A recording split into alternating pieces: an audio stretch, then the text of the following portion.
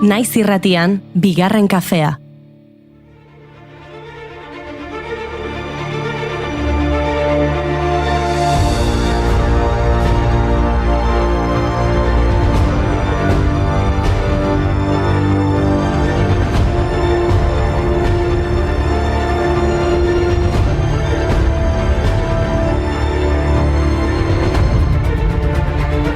Egunon guztioi eta ongi etorri bigarren kafera. Zer moduz daude atzo herri urratsera joan ziren gure entzuleak? Nekatuta akaso? Ibili. Goizean goiz hasi zen jendea Senpereko laku ingurura hurbiltzen, urats munstroaren bila. Izan ere aurtengo herri urratseko maskota izan da urats. Izen hori eman zioten Seaskoko ikasleek gero eraikiz laku bat orroka leloa duen edizioko protagonistari. Ospakizunerako eguna izan zen bai, baina aldarrikapen bat nagusitu zen, azterketak euskaraz. Izan ere azken asteetan Bordeleko Akademiak aurrez euskaraz egiten ziren zenbait azterketa ezingo direla hala egin iragarri du. Horrek komunitate euskaltzalearen aktibazioa ekarri du, baina batez ere ikasleena. Azterketak euskarazeko kideek hitzordu berri baterako deia egin zuten. Ekainaren 6an Bordelen egingo dute mobilizazioa errektoretzaren aurrean. Bihar jakingo dugu honi buruz gehiago.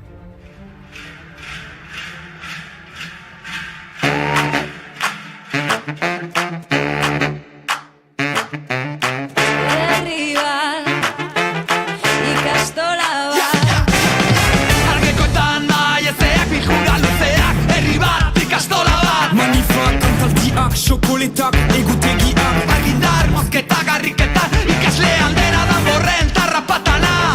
Iraganeko teia porroskak orainaren ondazi, zubi erdi bat, airean. Eroak igatu ez izan. Atzokoaz gain, gaur duela 40 urteko herri urrats oroitu nahi dugu. Izan ere, gaurko egunez 1986an herri urratsera bidean zirenen aurka kargatu zuen Espainiako poliziak Behobian. Honela deskribatu zuen egineko azalak urrengo egunean. Polizia Senpereko euskararen festa itotzen saiatu da. Kronikaren arabera, igande hartako lehen ordutik polizia kontrol zorrotz bat ezarri zuten autobidean. Behobia parean trafikoa kolapsatu eta hegoaldeko 4 herrialdeetatik Lapurdira iritsi nahi zutenei zuzenean eragiteko. Etzen polizia Senperera iristea oztopatzen saiatu zen lehen aldia. Izan ere, lehen urte haietan ohikoa izan zen. Blokeoa etzen berria beraz, baina gero AP8an gertatu zena bai izan zela ezoikoa. Izan ere, autobusak eta autoak pilatzen joan ziren heinean, 2 kilometro baino gehiagoko tapoia osatuz, pertsona askok kanpin mailak zabaldu zituzten inguruko bazterbide eta zelaietan hamaiketako egiteko. Merezi izan duela.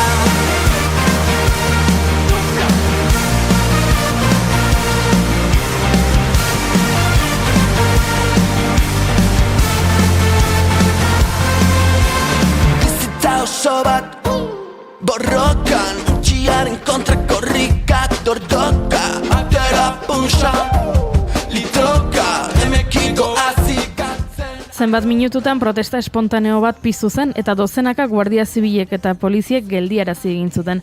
Hainbat furgonetatan iritsi eta istiluen aurka kargatu zuten, aurrez abixatu gabe. Alde batetik bestera itxitako autobide batean, keak larritasun sentsazioa aragatu zuen. Etzen, ahazteko modukoa izan. Euskararen alde egitea garesti izan dela erakusten digu gertakari horrek. Izan ere gure hizkuntzaren aldeko ekimenek beti topatu izan dituzte etsaiak. Pentsa gaurko egunez baita ere, baina 9 urte beranduago Lakuako kultur sailburu zen Joseba Arregi korrikaren aurkako adierazpenak egin zituen. Zehazki esan zuen, EITBek euskararen aldeko lasterketaren azken edizioari emandako babesaren guztiz aurka zegoela eta horrelako jardunik inoiz ez zela berriro errepikatuko. Eskerrak gauzak aldatu diren.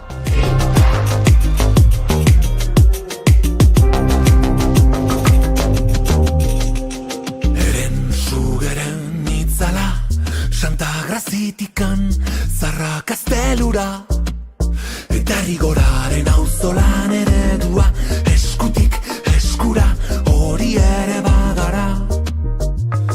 Sorgin baten azken kanta itoizko kaletan zergar euskara beraz bagara maixux eta erramunen herrian. Aipa dezagun beraz euskararen alde lan egin zuen gizon bat, Bernardo Estornes Lasa, Izabako kulturgile eta euskal idazlea izan zen. Gaurko egunez jaio zen 1907an. Auñamendi Eusko Entziklopediaren sortzaile eta zuzendari izan zen, Eta euskaltzain urgazle izendatu zuten lehen 1976an, eta ohorezko euskaltzain ondoren 1983an. Guazen Nafarroatik Bizkaiara, Igone Zabala Unzalu ere gaurko egunez jaio baitzen. Euskal hizkuntzalaria da Zabala, 2025 geroztik Euskal Herriko Unibertsitateko Euskara errektore ordea. Gainera, unibertsitatearen TZOS edo Terminologia Zerbitzua Online Sistema programaren buru eta arima da Zabala. 1986an hasi zen EHUko Zientzia eta Teknologia Fakultatean irakasle gisa. Ordutik Euskararen erregistro akademikoen garapenean eta finkapenean laguntzeko xedea duten irakasgaiak ematen ditu Zientzia eta Teknologia Fakultatean. Euskara zientifikoa, Euskara teknikoa, Euskararen arauak eta erabilera, komunikazioa euskara, idatzizko eta ahozko komunikazio zientifiko teknikoa euskaraz.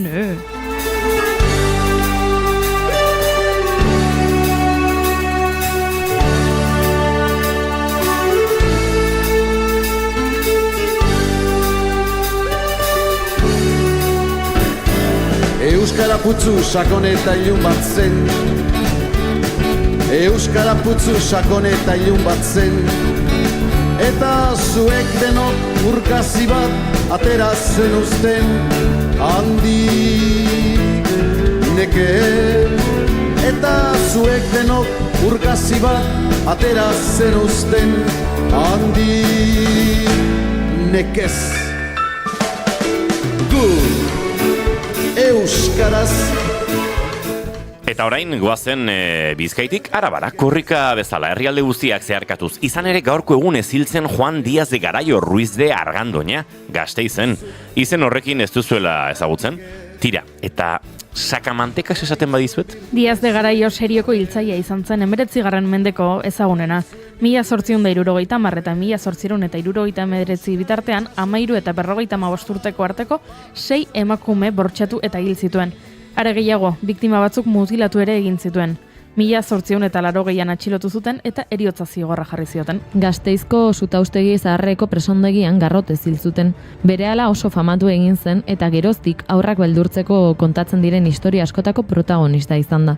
Duela 2 urte, Xavier Montoiak Lautadako mamua izeneko liburua idatzi zuen berari buruz.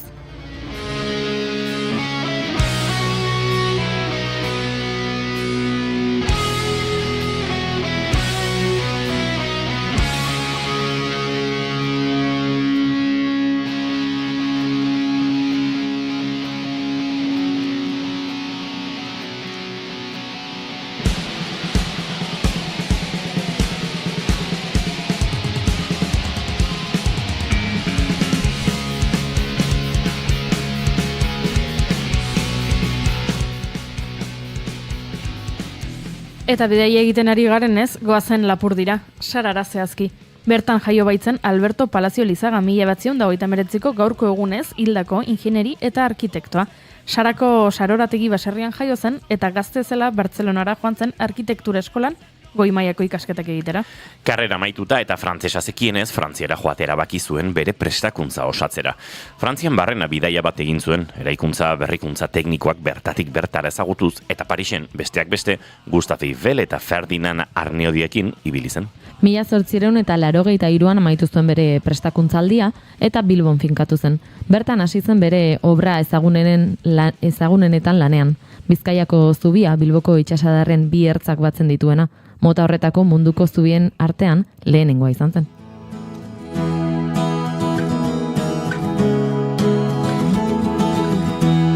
Zera zaitut berria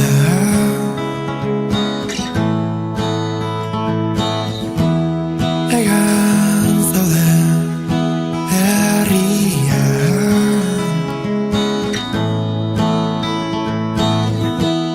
zure pareko beste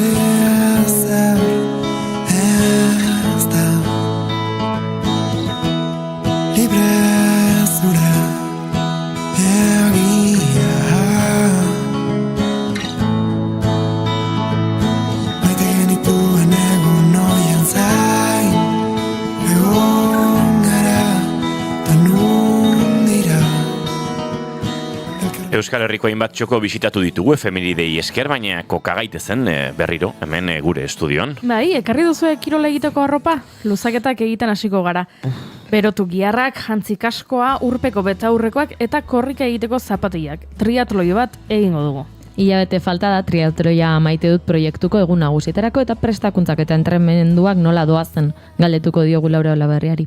Zerbait lasaiagoa nahiago baduzue, Veneziara joango gara, arte bienalera. Protestak nagusitu dira edizio berriaren lehenengo egunetan. Eta noski, puri-purian tartea ere eskainiko dizuegu. Telesail eta pelikulen gomendioak prestatu ditugu zuentzat.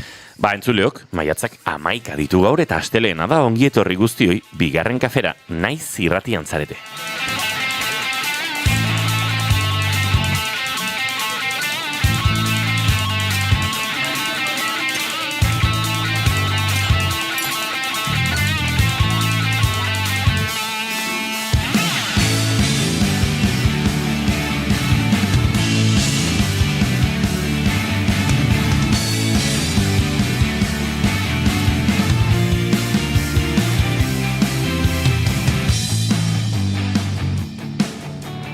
Zuekin entzuleok June Romatet Ibarguren.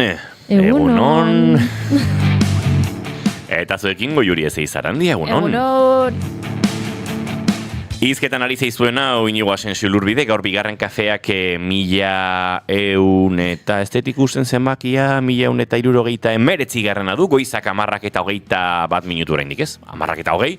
Maiatzak 11 eta gu 3 Leister, 5 izateko asmotan, ze igual Xabietan Ekorekin maite duten tartea osatu beharko dugu. Eta horrengo 2 orduetan, bazuekin kafea hartzeko asmotan. Ongi etorri guztioi, naiz irratian zarete, bigarren kafean.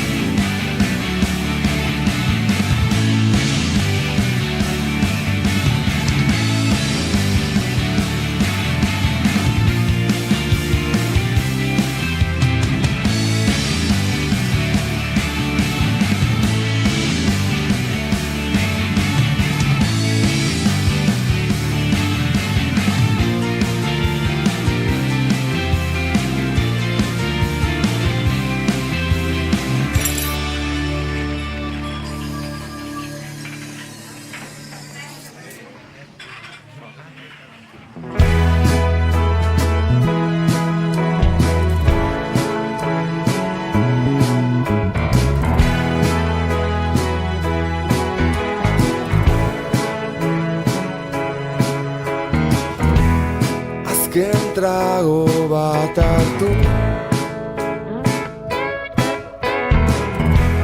Goiz xamar da oraindik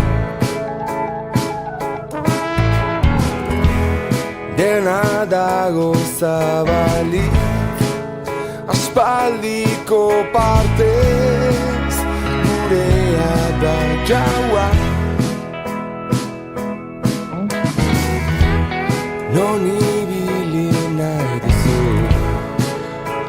Hemen txegabiltza Iker Laurobaren azken trago bat entzuten, hain zuzen ere gaur kantuan izango dugulako, Intxaurrondon izango da lagunekin kantari zikloaren edizio berri honen lehenengo kontzertua eskaintzen, gaur Ikerren txanda, eta horrela astelenero Kaialin Indarburu eta Filip Albor, Eneko Etxekoekin kantari barkatu, eta kantu jira izango dira zikloa osatuko duten lau horiek. Esan da bezala, gaur Intxaurrondoko kulturetxean, arratsaldeko 7:00 ezoiko kontzertu bat, formatuari dagokionez, baina bereziki astelenetan kontzertu asko ere ez direlako egiten, eta atzo ibili ginen gu esan ezinekin aldarrikatzen igandetako kontzertuak oinatin, gaur aizue, niri asteleneko kontzertuak aldarrikatzea ere gauza erra iruditzen zait.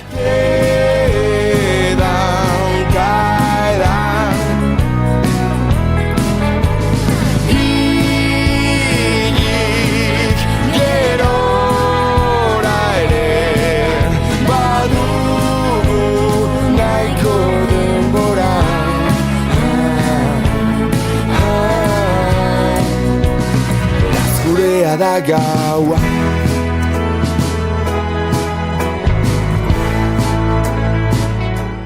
Eta guk maite dutekin abiatuko dugu esan da bezala gaurkoa, eta maite dutak abiatzeko gurekin ditugu Xabi Arrieta eta Eneko Iturbe, biak laugarren fader horretara begira, lasai, irikiko dizuen mikroa. Egunon. Egunon, baina Junior Romatetek abiatu beharko du maite duten tartea. Bale. Ba, nire maite duta da, nire tatuajeek atentzia ditzen diotean norbaite eta egiten dizkaten komentarioak egia badiela, nik aur batzuk zaintzen ditut eta izaten dira beraien aitzakia entretenitzeko, ibiltzen dira kontatzen tatuajeak abertzen badituten, inoz ez dute asmatzen, zenik ere zakit. Edo ibiltzen dira marrak jarraitzen, baina eski gaur goizean eta normalean egia da tatuaje horrekin espezifikamente gertatzen zaitela. Gaur goizean entrenatzen ari nintzela, nire parean entrenatzen ari zenak esan ditu, ze tatuaje polita. Eta nahiko garbi neukan zeineta zaizen, baina behiratu dut eta ez esaten dena, gure trauma, gure txisteak, nire belauneko tatuajeari parrez ari zen. Ez dakirarentzat badukat korteporaki bezalakola marratxoak guraize batekin nondik moztu behar den jakiteko belaun gainean. Eta normalean entrenamenduetan eta fisioak beti esate dira, ze ona? Bueno, ezakit oso ona den tatuajea, baina gustatzen zait tatuajeek atentzia ditu dutenen.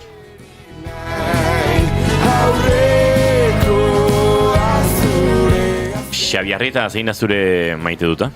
Gaurko nire maite duta da, pasaden, asteburu hontan, osoa, ostiraletik hasi eta igandera arte pasa zaitena. Egia esan, asteburu oso kompletoa eukiet, hasi nintzen ostiralean atxaldeko 3etan Bidasoa itzuliako speaker bezala, eta gero nire Gipuzkoako itzulia partikularra egin behar izan nuen, ze Hondarribiatikan Eskoriatzaraino joan behar izan nuen, partioa neukalako, zorionez irabazi egin genuen. Eta gero beti bezala, asteburu bezala afaritxo bat.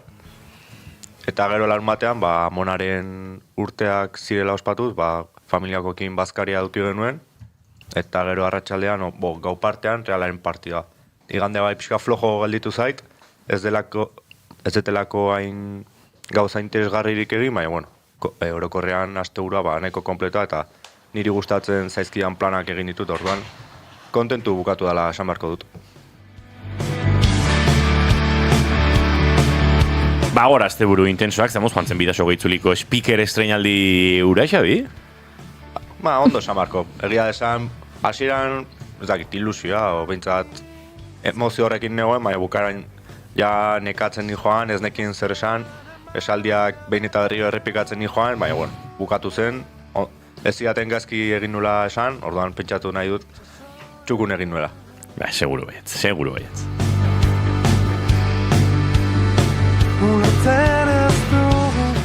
Eneko zein da zure maite duta? Nire maite duta... baita asteburu honekin gertatu zaitenakin lotuta doa. Ze, nik niri asko gustatzen zait YouTubeen nabigatzea. Oso ondo. Eta nik askotan YouTubeen bilatzen dituten bideoak dira, ez dakit nola esan. Kuriosoak. Ez, kuriosoak ez, diamanteak esango nuke. Arribitxiak hori da. Galdu egiten zara bideo batetik bestera, horrela joaten zara, bideo honek gomendatu ditagu eta orain hau ikusten dut. Eta bira, justo, bukatu dut YouTubeko kanal batean, nabigatzen. Xabiren arpegia eta bere buruarekin ez egiteana, beldurra ematen egin zait. Nik pentsatzen bidetik baldin joa, Nuste gomendio ona izango dela. Ui, bale, bota. Ez dut esango, katean izena, ez ezer, baina, YouTubeko kanal honetan, igotzen dituzte bideoak oso interesgarriak niri behintzat, eske, nik ikusiko nituzken bideok dira. Ui. Idea bat iteko, eta dia, da pertsona bat, kazetari izan dakoa, haure esan barra do, ez dugu esango zein, bada ez pare, eta egiten ditu nolabaiteko teoria modukoak bere bideo horietan. Adibidez daka teoria bat azaltzen duna herrialde batzuk ez direla existitzen. Horien artean Kolombia, Argentina, Espainia eta Frantzia ez direla existitzen. Ez dira existitzen. Bai, eta horrelako bideo gustatzen zaizkit. Eta geho dia... Eta kolombiarrak zer dira orduan? Guk kolombiartzat ditugun herrialde hortako biztanleak zer dira? bueno, ba, horretarako bere bideoak ikusi behar dira. Baina dira, bueno, ez da dena esango deu, hau ez da existitzen, ez dakize, badaka beste bideo bat baita, Cristobal Kolonetzen existitu, hori ere oso interesgarria. Eta bira maite dut olako gauzak ikustea. Badakizu zer? Zer? Ez naizela bat ere harritzen. Bueno, momentuz zuri buruz dakigunarekin bat dator eduki hau, bai. Bai, egia esan, bai, onartu ezaket hori, bai. Oso nahizu. Zaudeni eusteko lekuan bakarrik. Ba, nik maite dutean aurreratuko zaitut, Goiuri. Akaso bi ingo ditut, sandwicha ingo izut. Ados. Baina lehenengoa da, atzo oinatin ibili ginen jotzen, eta, gauza edarra dela, lekuetara, Euskal Herriko herrietara edo iristea, eta topatzea, bigarren kafetik igaro diren hainbat taldeetako, ez dakit, lagunak edo, ezagunak, baina behintzate, ez dakit, kariñoa diozun jende horri, eta atzoko kontzertuan, antziren sukenatarrak, antziren mila modu taldekoak, antziren entzuten ari garen Malko taldekoak, bide batez kamiseta ederra oparitu ziguten euren azken bisitan, nor gehiago zegoen atzo, hori ez gogoratuko, baina bai, ez dakit, arrola, gure elkarrizketa akustikoetan, eta gerora noski estenan eta kontzertuetan, baina nolabait ezagutu eta pixkate harreman gehiago egin dugun jende horrek, horrelako kontzertuetan bexa emateare gauza polita iruditzen zait, eta are gehiago hori gertatzea gure elkarrizketa akustikoaren Sara Zozaiaren Blue abestia kaleratzen ari ginen bitartean, ze kontzertua bukatu eta Insta ireki nuenean hortxe zegoen ez, Sara Zozaiaren gure pianoko bideo hori dagoeneko jende askok ikusi eta elkar banatu da, eta esan nuen ze gauza edarra, igande batean hola aste guztian egiten dugun bigarren kafearekin, halako ez dakit zeharkako lotura hori edo topatzea. Minmugak izena du kantu honek, Malko taldearen kantu ederronek. Eta Goiuriren maite duta galdetu horretik txatari begirare jarri beharra daukagu, Goiuri. Hain naiz pixkat jaipa egiten, jaipa sortzen. Baina zergatik, ez dakizun ere maite duta Kriston maite duta dakartzu. Ados? Gaur gainera positiboa da, ez da negatiboa. Bai, ederra. Aurpegien ikusten zaizu, Goiuri. Bale. Ezagutzen zaitut, Ados. 1001 programa elkarrekin egin izan bagenitu bezala. Baina ez da nire buruzko maite dut bat, Baren zait, baina ezagutzen zaitu dala, ikusten dizu dala aurpegian, gaur maite duta datorrela. Bale, zoragarri. Egun hon dio Gorkak, zelako nekea ez dut maite larumatean Deban Maiderren kontzertua, egia da. Maider Zigarroa abeslariak kontzertua zuen Deban, eta 5 pertsona egon ziren bertan. Eta gogoan dut, banekien nolabait esateko Gorkak idatzi zidalako momentuan banaiko tristetuta, 5 pertsona egon zinela bertan, eta dio, gero La Oreja zer, joder, la Oreja ez diran beste hainbeste, milaka eta milaka sarrera saltzen eta FOMOaren baitan. Uste dute Maiderren kontzertu hartako errealitate horrek islatzen duela, nire ustez, Gorka, makroa Euskal Herrian zergatik ez den bideragarria. Ze soilik uste dut makroak zentzua izan dezakela, oinarriak eta oinarriaren, ez dakit, piramidaren geruzaz berdinetan osasuntxu bagonde, eta ez gaude, Euskal Dezana dago mierda eginda, den esaten hasita. Pero daude partxeak, eta daude egoerak, pentsarazten digutenak oso jende guaia garela, eta oso herri guaia garela, baina asko daukagu egiteko, aspektu askotan, konsumotik hasita eta programazioera bidean, musikariok ere noski izango dugu, gure ardura ere, eta baina, niri pena handia eman zidan Gorkaren mezua jasotzeak, eta Maider bezalako artista puxka batek, 5 pertsona izatea publikoan.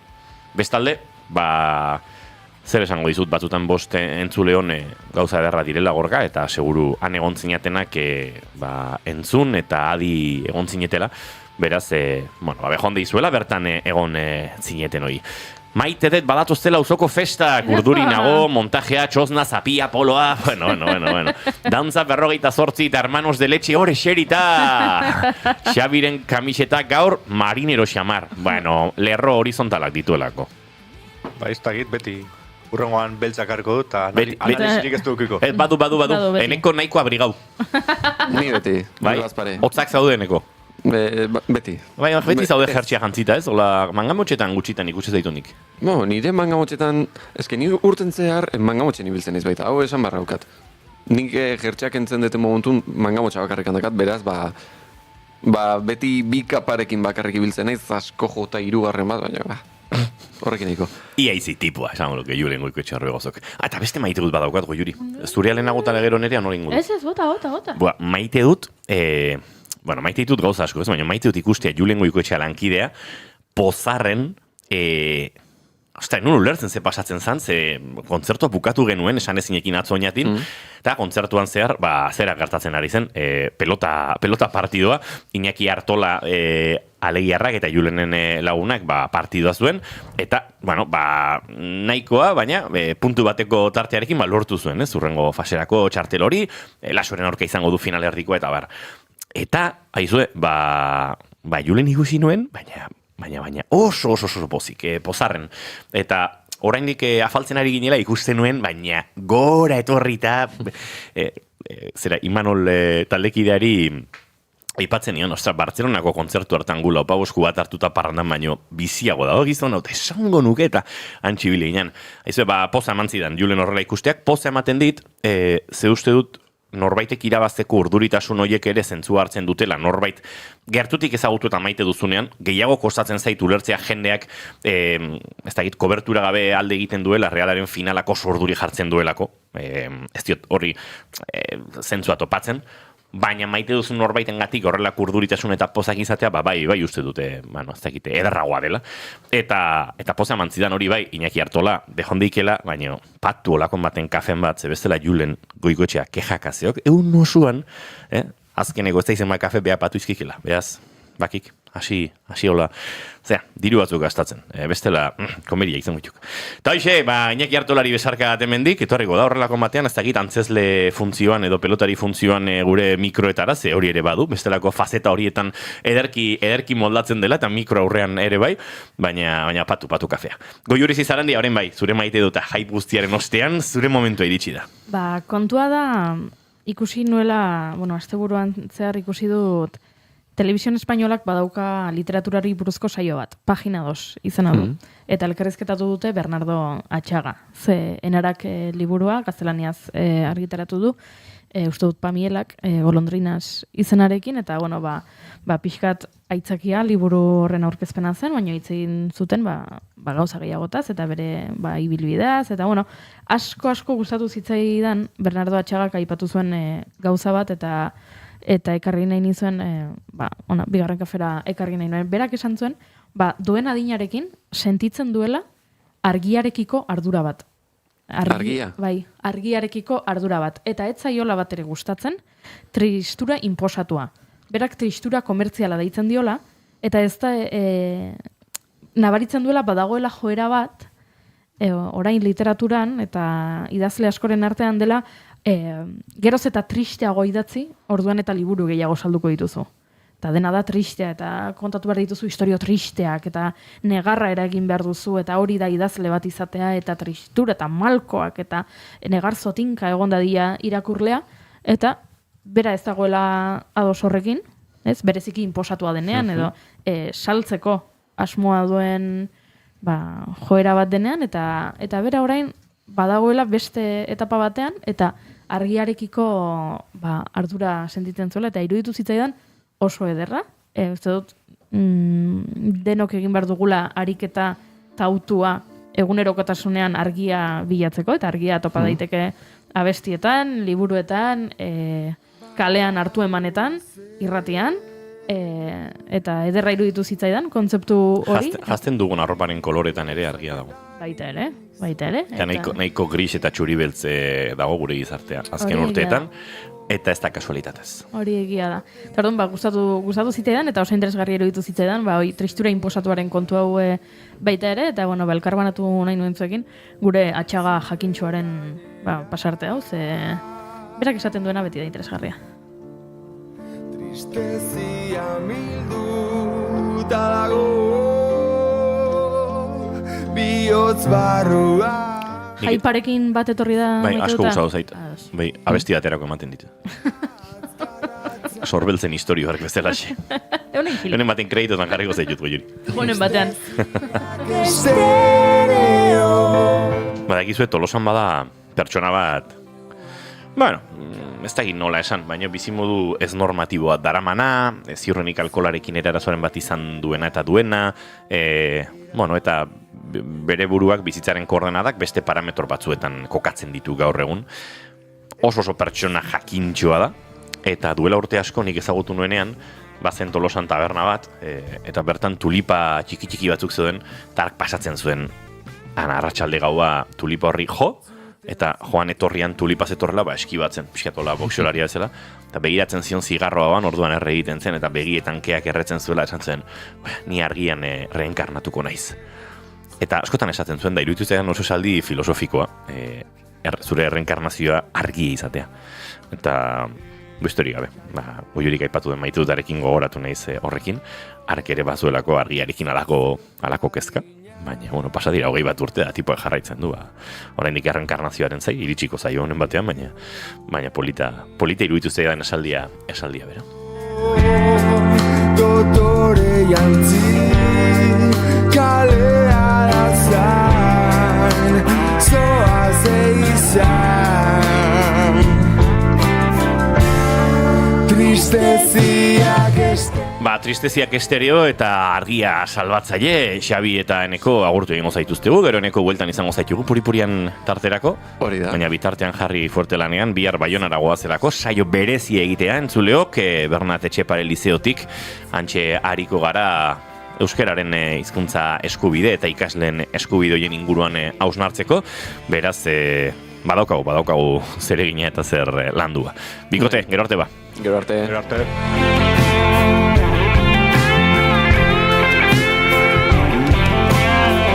Eta dagoeneko gure laborategian da Laura Olabarria eta segituan entzuleok triatloia maite dute proiektuan murgilduko gara zuekin.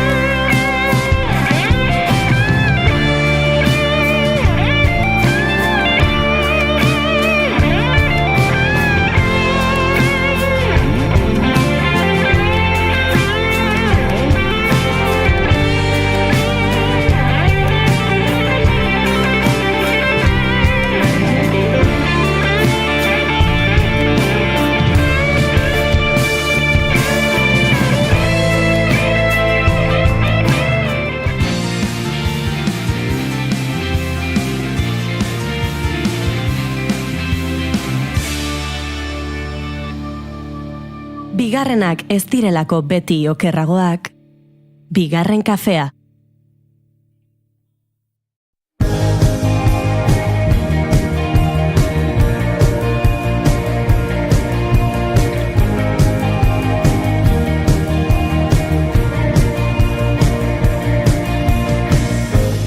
Akorde minorretan kantu alai bat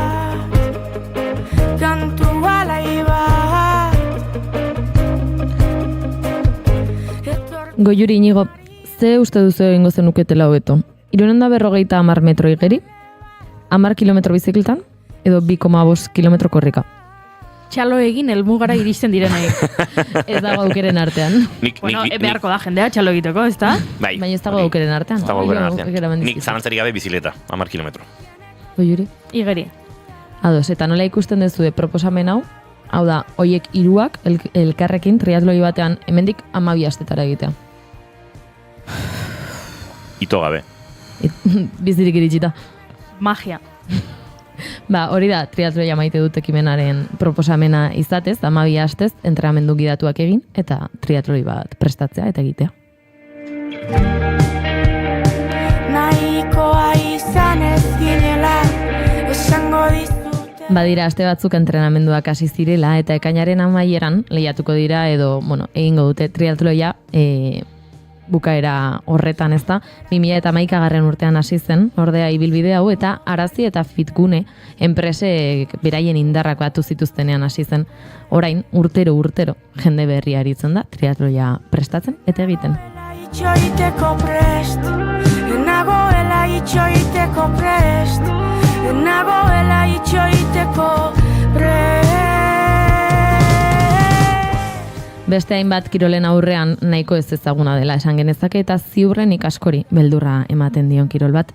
Beraz, pentsamendu horiek alde batera uzteko asmoz, gaur bigarren kafera etorri da Laura Olabarria, triatoia maite dut proiektuko koordinatzailea. Egunon eta ongi etorri bigarren kafera. Egunon, eskerrik asko. Bueno, Laura, baditugu pare bat galdera, bigarren kafeko galdera ofizialak edo deitzen diogunak, horiek goiurik egingo dizkizu eta sartuko gara gero triatoriaren munduan. Bi galdera dira eta zuk aukeratu behar duzu bietako bat erantzuteko. Lehenengo galdera da, orain etorriko balitz, zinema zuzendari bat. Eta esango balizu, zure bizitzari buruzko pelikula bat egin nahi duela. Baina ezin duela kontatu jaio zinenetik orain artekoa. Konta dezakela etapa zehatz bat soilik. Galdera da, ze etapa aukeratuko zenuken, gero pelikula batean islatuta ikusteko. Hori da, lehenengo galdera. Eta bigarren galdera da, ea nola gustatuko litzaizuken izatea zure funerala, zure hileta. Beraz, esan bezala nik biak egin ditut eta zuk aukeratu bat erantzuteko. Oso galdera hona dia, Gero lagun artera eraman galdera hauek, horrela bai. egun batean afalostean, Bai, eta bada, interesgarria da, bai. Ba, egia esan da, bigarrengo galdera, erantzungo dizut. Oso, ondo, hiletarena. Bai, hiletaren inguruan, askotan lagunekin hitz egin duten galdera bada, ez zehazki horrela, baina nik uste, gustatuko zitzaidala izatea festa bat. Festa bat. Bai. Baina guk askotan hitzein dugu, eta nola izangoan zure eriotza. Ui, ez hileta, eriotza. Bai. Hau da beste... Ostirala bukatu genuen eriotza zizketan, eta astelehen abiatuko dugu eriotza zizketan, ederki. Bai. Oso ongi etorri polita, eskerrik asko.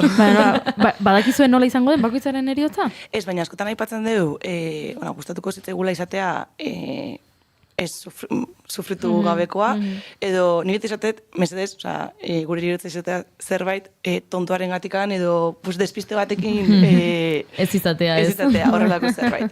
Eta nik uste nire hileta izango zera, gustatuko izatea festa bat. Ze ona. Bai, eta oroitzapen onarekin geratzea. Oso ona, bigarren kafeko galdera ofiziala erantzun da, orain eginek galdera zailagoak egingo ditu. Nik Laura galdetu nahi dizu lehenik eta behin, noiztik zaren proiektuko parte eta proiektura iritsi baino lehen, ja lehenago triatloien bat eginda zenukan. Bai, gabira. Egia esan da oso ibilbide kuriosoa izan da. Egitasmoan orain dela urte eta erdi sartu nintzen, ze lehenago Zarauzko triatloi talde batean nengoen.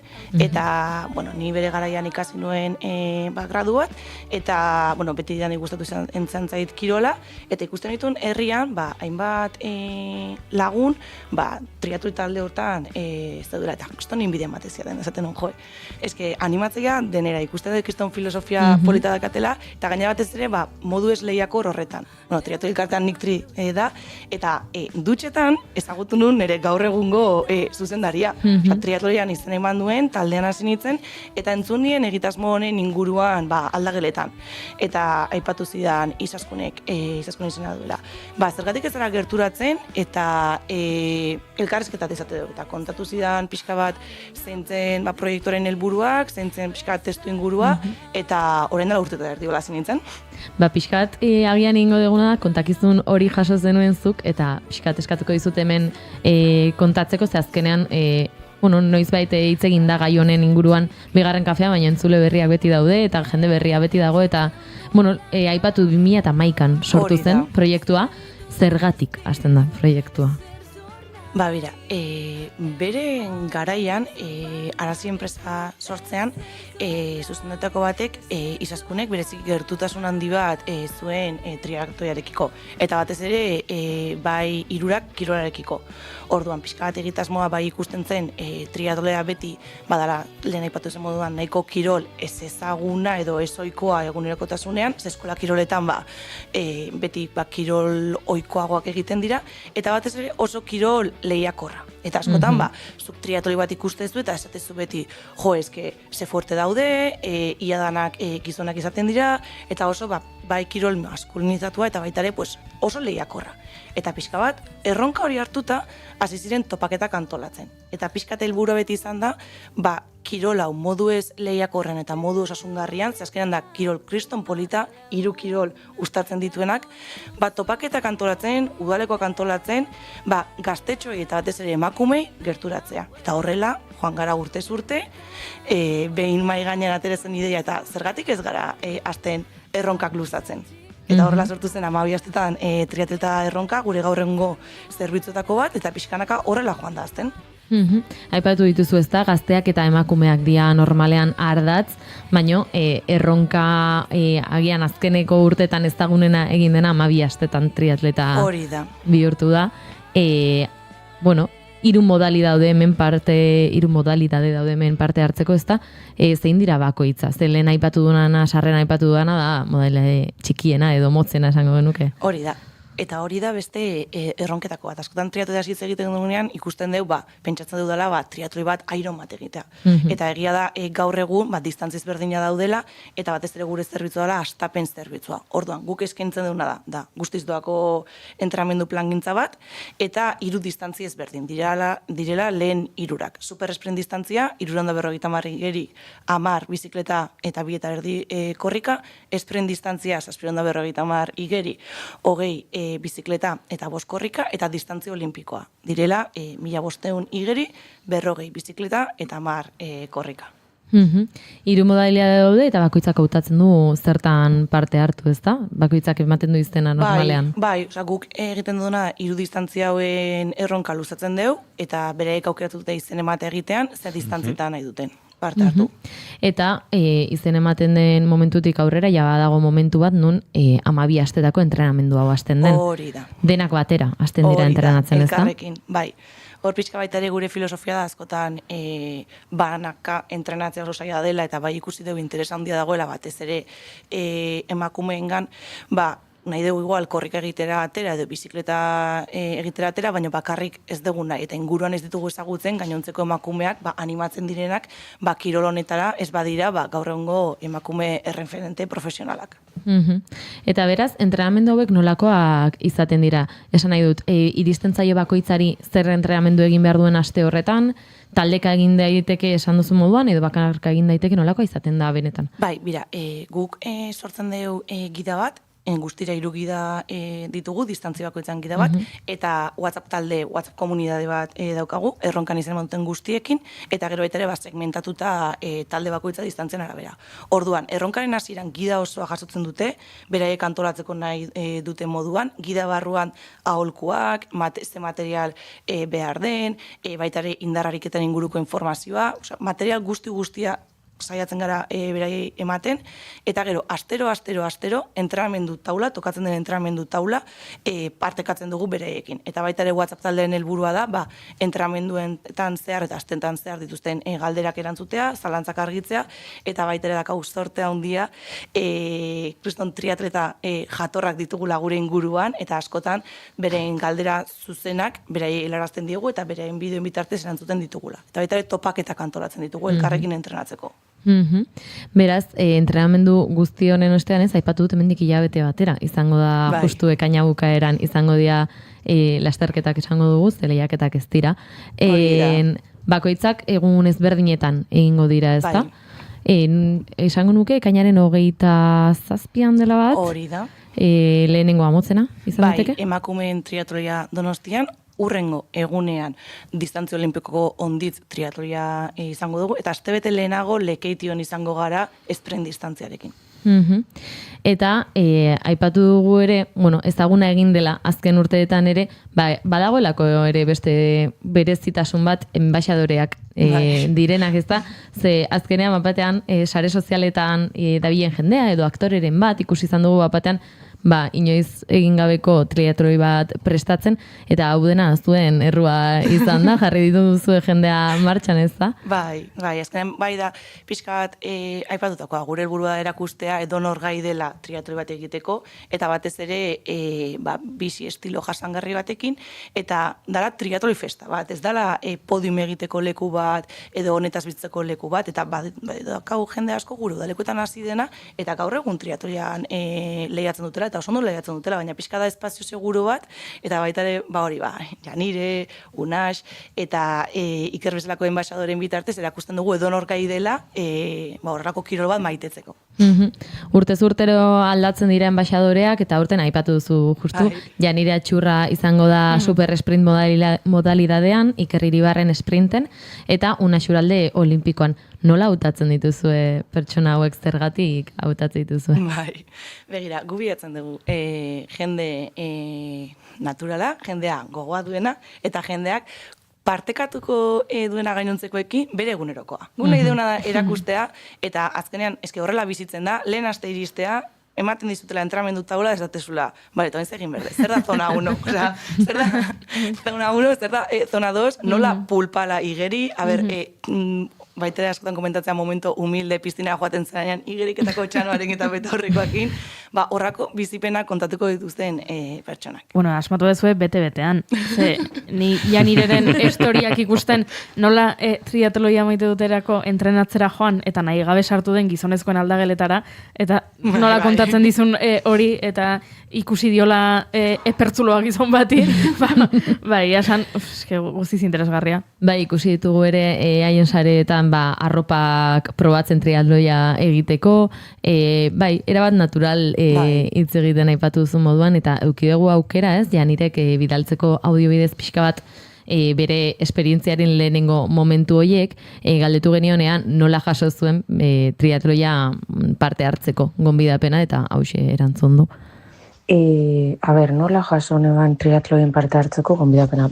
Instagrametik heldu jatenia nahi neban erronki onartu, 12 astetan triatleti izeteko, datu dago beno banein, egiz esan, ze beti nahi izan dut berriro deporti reto mau erabatera, eta ni sinistoten el destino, da orduan esan este es el destino, eta hori Natural, Janire ezagutzen dugunok badakigun moduan, eta pixkat aipatu du ez, zergatik onartu zuen hori, baina galdetu diogu hori ere, eta bigarren audio bidez erantzun digu zergatik onartu zuen. Zergatik onartu neban, eskusa hona behitan du jaten berriro deporti egiten azteko, batzuk esaten da, ez da bier motibo bat deporti egiten azteko, hasi bakarrik, nire personalidadia ez da holan. Danik motivazio barik ez dut eze behiten. Eta, nik uste dut badela, Janiren errealidadea bezalako jende asko, ez? Motivazio faltagatik edo dena delakoa, beti dagoelako beldur bat horratzean kirola egiten hasteko, honek motibatzen duena. Azken galdera egin geniona izan zen ez, orain denbora bat daramala entrenamenduekin, eta zertan aritzen den, hobeto zein ari den izaten bere esperientzia, eta erristazun eta sailtasunak, eta entzun dezagun.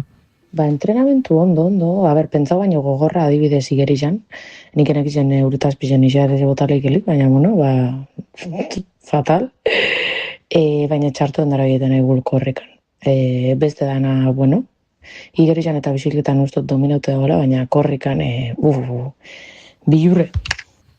Beldurra aipatzen du, baina, hilabetetxo bat dauka aurretik, eta pixkanaka hariko dira lanean ontarako.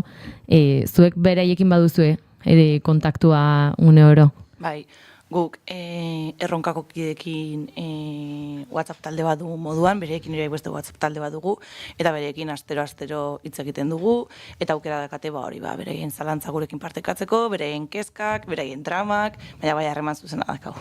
Normalean, bai enbaixadoren eta bai parte hartzaileen galdera edo kezka nagusiak zein izaten dira? Askotan trantsizioak.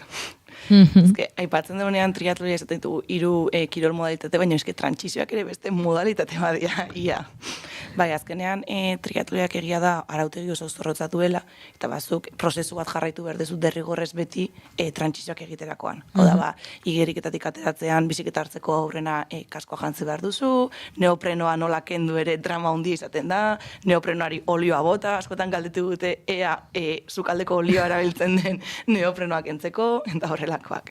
Holakoak ere ikusiko zenituzten momentuan zuzerean batzuk alduta eta... Bai, proba egunean egida bereekin egoten garela, eta izaten da oso egun berezia, zetan daude super urduri, kriston ilusioarekin, eta bereekin egoten gara, bereekin joaten gara boxta, da materiala guzten den lekuetara, eta bereekin egiten du jarraipen zuzena. Eta triatloia maite duten barruan aipatu dugu, ez, erronkaz gain, badituzu beste gauza batzuk, lehen gainetik aipatu duzu udalekuen kontua, ze udalekuak ere antolatzen dituzue gazteentzat. Bai. Nolakoak izaten dira, abuztuan izaten dira. Bai, izaten dira abuztua amaieratik iraila hasiera eta pixka bat udari amaiera boroil bat emateko asmoarekin.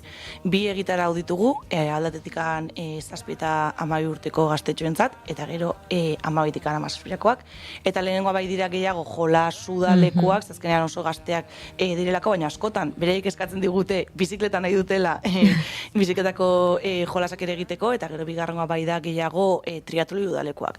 Baina gehiago dira kirolarekiko, kirolaren bitartez disfrutatzeko udalekuak. Eta udaleku ez gain, emakume triatloi topaketak ere egiten dituzu, eta, aipatu gabe ezin da utzi, ze datorren astean okerrez manago, maiatzaren 24ean izango da. Hori da, urtero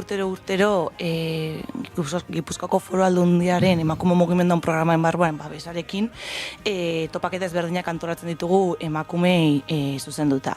Maiatzen 24ean izango dugu, oso urduri gaude eta ilusio handi egiten dugu zein, izen emateak ireki ditugu 25 emakumeentzat eta dagoeneko 30 pikoia 40 apuntatu dira, eta ari gara ikusten nola bikoiztu, nola aldun egin guztientzako esperientzia hon bat emateko, eta da goizpasa bat, elkarrekin entrenatzeko eta gero solasaldi bat egoteko, beraien zalantzak eta kezkak argitzeko. Gaur egun norbaitek oraindik izen eman dezake, edo oraindik ja dena itxita dago eta zaila da? Dagoeneko zaila da, zegia da askotan hori ba.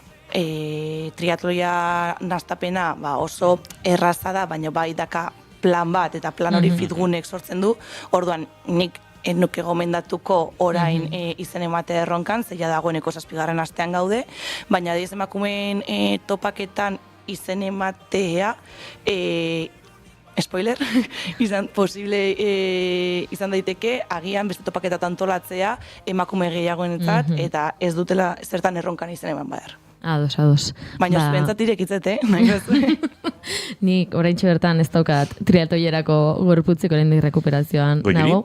Goiuri agian barreaz gain. Janire gaipatu naiz, motivazio behar hori? Nik larun batean egin nuela barre, edo ez dakit nola deitzen den, baina hortxe... Bai, barre izango da, barre egiten duzu gehiagotan. Barre egiten dut, baina antxe, baletetik datozen mugimendu hauekin, eta ariketak egin dituen, eta orain beldur naiz, denak beldur ematen dit. Eskairak igotza, jeisteak, komunera joateak, denak beldur ematen dit, gorputza daukat. Hori da, lehenengo astetako agujeta. Hori badakizu nola sendatzen den. Gaur arratsaldean barre gehiago egin da. Bai, aizu, nik gauzat esango izut, June. Nik goiuriri bizileta toparitu nion. Egia da. Badu, bizileta bat, triatloi hori egiteko moduan. Baina jantzia badukazu? Baina jantzia badaukat. Txano eta betorrakok? Baita ere. Neopreno bat lortzeko aukera? Nik badokan neopreno bat beraretzen. Bai, gero kafe batekin hitzaite du, Buah, ojo, ez hemen bigarren kafean hemen, urrengo edizioaren jarraipena egin dezakegu goiuri. Bale, agur. Edo enbaixadorea, Hori da, enbaixadore izan daitezke. Izango zen da, astelenero kontatu pixka bat, dena. Hori divertioa. Egunero, entrenamendu bakoitzaren bilaran munean. Bueno. Itzen dugu. Negoziatuko dugu bigarren kafetik ordu bete lehenago eskapatzen usteko entrenatzera joateko. Txabeak zate. Laura, mi esker hau guztia kontatzeagatik, ea datozen hilabetea ondo duen eta esperientzia emakorra den. Eskerrik asko zure tartetxonengatik. Entzuleok, goizego 11 eta 2 minutu bagoaz estudio zentraletara, azken ordukoaren bila, Lander Martinez lankidea antxe dugu eta Lander, egunon? Egunon bai, zailtasun guztien gainetik Euskaldundu diren Nafarroa hegoaldeko haurrak omendu dituzte. Iruñako Komunikabideak Fundazioak eta Euskaltzaindiak omenaldian nabarmendu dutenez, familia eta haur horien aleginari esker euskarak galduak zituen lurraldeak berreskuratu ditu, oraindik neurri apal batean bada ere. Sagrario Aleman Euskaltzaindiaren Nafarroako ordezkaria pozik agertu da eta gogora ekarri du orain 60 urte Nafarroako iparraldeko herri txiki zenbaitetan haurrak sarituak izan zirela euskara jakiteagatik. Orain hegoaldeko herriak saritzen dituztela jarri du balioan. Horren adibidetzat jo ditu Arrada, Kaparroso, Martzilla, Santajarra eta Zarraskata lekuko aurrek eskolaren bidez ikasi dutela euskara. Bestalde esango dugu ere nazioartean gehiengo osotik oso gertu gelditu hauteskundeak aize irabazi ostean SNPek berretsi duela gobernutik independentzia galdeketa berri baten alde egin duela lan Ingalaterratik edatzen ari den eskuin muturaren mehatxuaren aurrean. Hegoaldetik edatzen den politika erreakzionarioaren aurreko defentsa nagusia burujabetasuna dela berretsi du SNPek. Sitting there after the appointment of the new government, we will bring forward a vote of the Scottish Parliament to approve the development of a Section 30 order to give Scotland the power to hold an independence referendum. John Sweeney, Eskoziako ministro nagusiak independentzia erreferendumaren aldeko apustua egin du Nigel Faragen Reform UK-ko buruzagiak suposatzen duen mehatxuaren aurrean, besteak beste Eskoziako osasun zerbitzua privatizatzearen alde agertu da Farage. Parlamentua ixtaren mehatxua egin du, baita gutxiengoei aitortutako eskubideak indargabetzearena ere. It is vital that we unite in Scotland to ensure our Parliament is fully Farage-proofed. That means having the power before 2029. Sweeneyk eskuin muturari osasun esia jartzearen alde egin du eta eragile politiko guztiei eskatu die batuta egoteko, Holyroodeko parlamentua blindatuta dagoela ziurtatzeko. 2014ko porrotaren ostean Eskozian erreferendum bat egiteko eskaerek beti talka egin dute arresi baten aurka Ingalaterran. 2022an Gorte Gorena kuko egin zion uhartearen iparraldeak bere etorkizuna hegoaldearen onitiritzirik gabe erabakia izateari, eta hegoaldea alegia Ingalaterraren bertan ez dago alakorik baimentzearen alde. Eskoziako independentismoak ordea espero du hori aldatuko dela laborismoaren krisiarekin, fitxa mugitzera eta aliatuak bilatzera behartzen duena. Ezin da ahaztu lehen aldiz historian alderdi nazionalistak direla bozkatuenak, aldi berean Eskozian, Galesen eta Irlandako iparraldean. Bestalde goizeko 11:05 diren honetan ez dugu aparteko gertakaririk nabarmentzeko euskal errepidetan, lasaitasuna gailentzen da, beraz honekin seinalea bigarren kafeako lankidei itzuliko dizuegu. Gero arte. Eskerrik asko ba, Lander Martinez, eguerdiko 12etan, informazio gehiago hementxe, naiz irratian.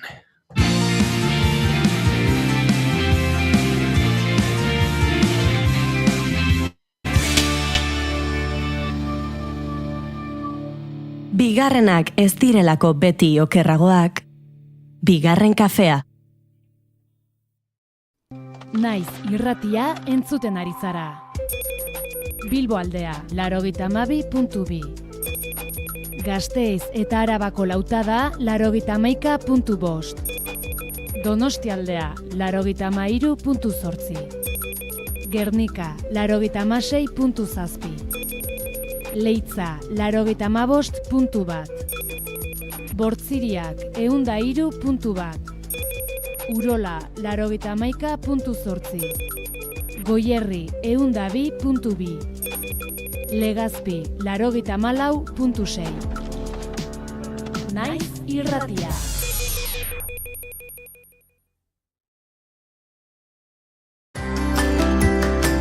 Aizu, baltzenekien oraindik ere hipoteka gastuak erreklamatu daitezkeela? Etxe bizitza bat erosteko hipoteka bat sinatu bazenuen 1995ko tarrila eta 2019ko ekainaren artean, jar zaitez gurekin harremanetan eta erreklamatu alizateko behar duzun dokumentazioa zein den esango dizugu. Informa zaitez konpromisorik gabe. Emma abokatuak, 611-411-868.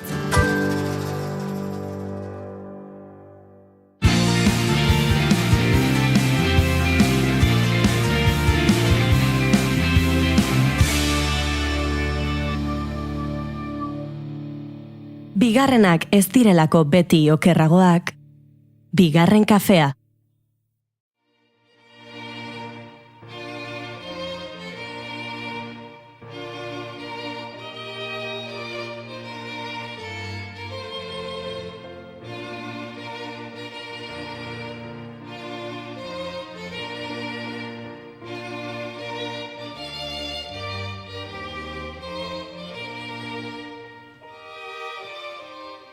Humberto Lehenengoa eta Margarita Saboiakoa 1868ko apirilaren 21 ezkondu ziren Turingo errege jauregian, eta berriro hurrengo egunean San Juan katedralean.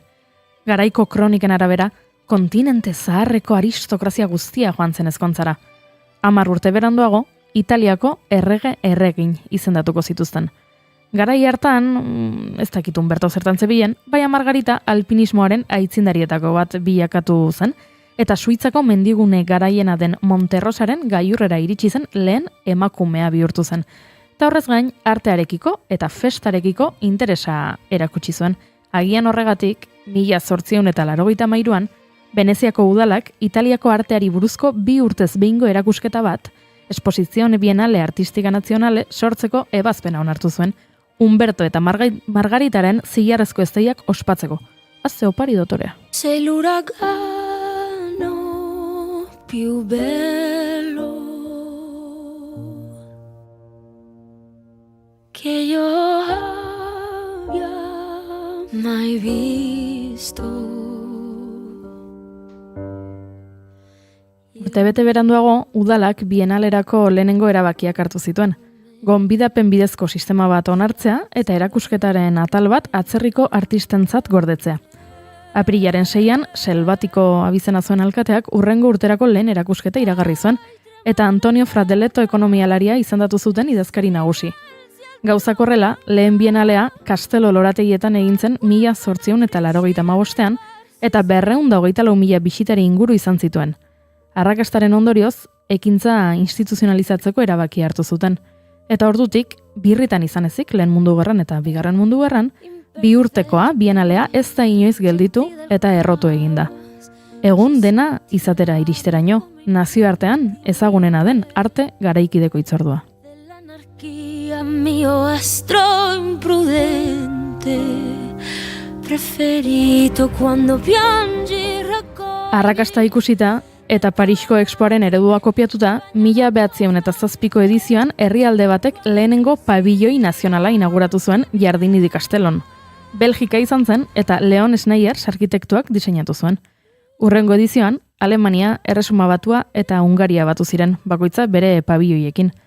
Eta ondoren Frantzia eta 1914an Errusia. Eta azken hau datu garrantzitsua da. Azkeneko ediziotan Errusiak ez duelako parte hartu Ukrainaren aurkako erasoen ondorioz, baina urten jaialdira itzuli da. Ez da bai da artean noski.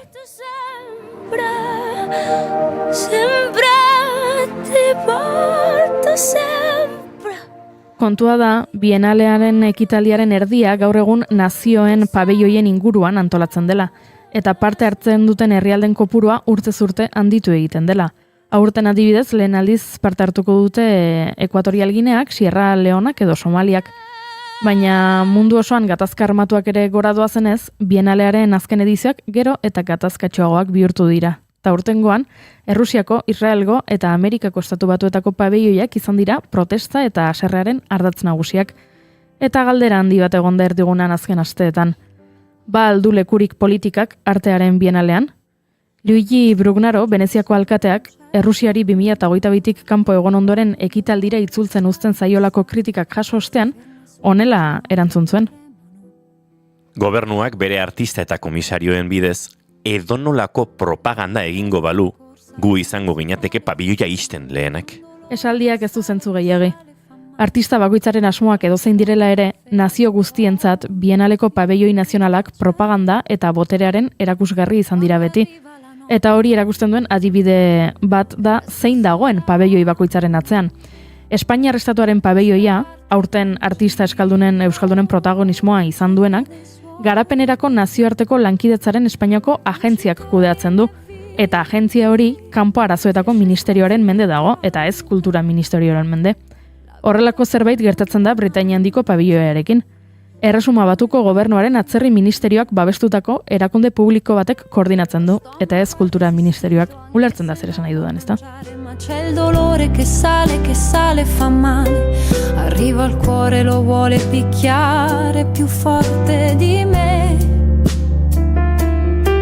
Prosegue nella sua corsa, si prende quello che resta ed in un attimo esplode e mi scoppia la testa. Lege aldetik agian ez, baina irudi aldetik pabeioiak enbaxada modukoak dira, eta herrialde bakoitzak ia erabateko kontrola du bertan nahi duena egiteko.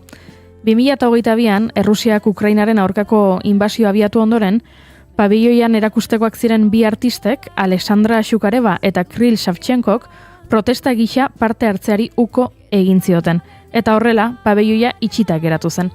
2024an, Errusiako gobernuak bere pabeioiaren giltzak Boliviari eman zizkion, herrialde aliatu horri bere artea erakus zezan, eta aurten Errusia itzuli egin da. Resto sola con me, la testa parte va in giro in cerca dei suoi perché. Herrialdea berriz onartzeko erabakiak gaitzespen handia eragin du. Europako hainbat gobernuren eta Europako batzordearen kritikekin. Are gehiago, Europak bienaleari ematen dizkion diru laguntzak kentzeko mehatxua egin zuen. Baina gaur egungo bienaleko konstituzioaren arabera, Italiako gobernuak onartzen duen edozein herrialdek pabelloi nazional bat antola dezake. Hau garrantzitsua da, ze Palestina beraz ez dago gonbidatuta. Naiz eta aurten, Amerikako Estatu Batuetako Palestina Museoak konektikaten dagoenak erakusketa bat egingo duen bienalearen ingurumarietan. Baina noski zer esan nahi du honek? Palestinak ezin duela pabelloia izan, baina Israelek eduki dezake eta badu bere espazioa. Un dia John Berger va dir que la presó a cel obert més gran del món es diu Gaza. Palestina. Sempre en el lloc inhòspit, insondable i indefinit que hi ha entre la pell i la ràbia.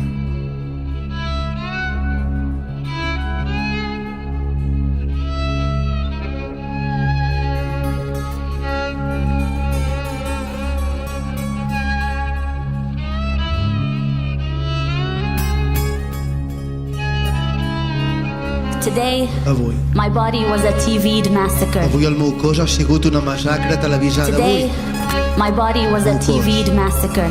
Ha sigut una massacre televisada. My body was a TV'd massacre. Counter-measured response, and I perfected my English and I learned my UN totes les resolucions de les Nacions Unides. Algú m'ha preguntat, don't you think everything would be resolved if you would just stop teaching so much hatred to your children? als seus fills? Pause. I look inside of me for strength to be patient, tota la but paciència. patience is not at the tip of Però my la paciència no s'amaga a la punta de la meva llengua mentre les bombes cauen sobre Gaza. Pausa. Nosaltres ensenyem vida, Senyor. 1948an, Israel estatua, urte hartako maiatzean sortu zena, erakusketa bat antolatzera gonbidatu zuen bienaleak. Hasieran, aurkezpenaren izenburua Artisti de la Palestina, Palestinako artistak zen. Gero, antolatzaileek Artisti Hebraiki de la Palestina, Palestinako artista hebrearrak izena aukeratu zuten. Eta azkenik, Artisti di Eretz Israel Palestina, Eretz Israelgo artistak Palestina izenburua adostu zuten. 1952ko pabelloia eraikita zuten. Marcel Janko, Moshe Mokadi eta Reuben Rubin artisten lanekin. Han erakutsitakoak Israel nazio berriaren mendebaldeko Europar izaera eta zibilizazio joerak iragarri nahi zituen. Yo no tinc pàtria.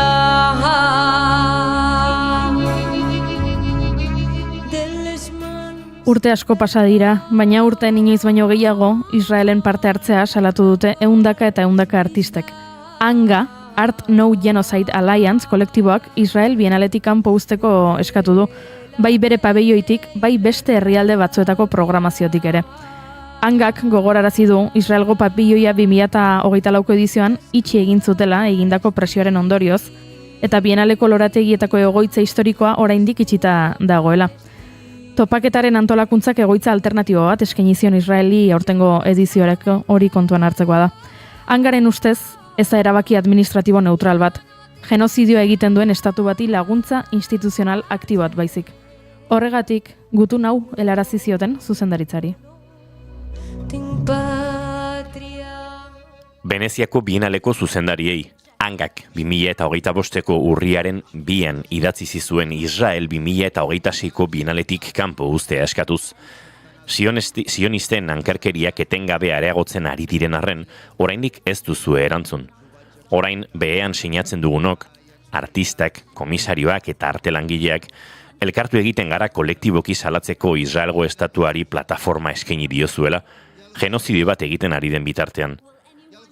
Hau egiten dugu Palestinako artista eta kultur langileak babesteko, Palestinarekiko elkartasuna adierazteko, eta sionisten genozidioaren eta etengabeko apartheidaren amaiera sakonki desiratzen dugulako. Baita, Palestina libre baten berpizkundearen itxaropenez ere. Aquest maleït so de les bombes que el perseguirà per tota la seva vida. 2024an artearen bienalean estatu genozida baten presentziaren aurkako haserrea hain handia izan zen, Israelgo pabioia ixtera behartu zela.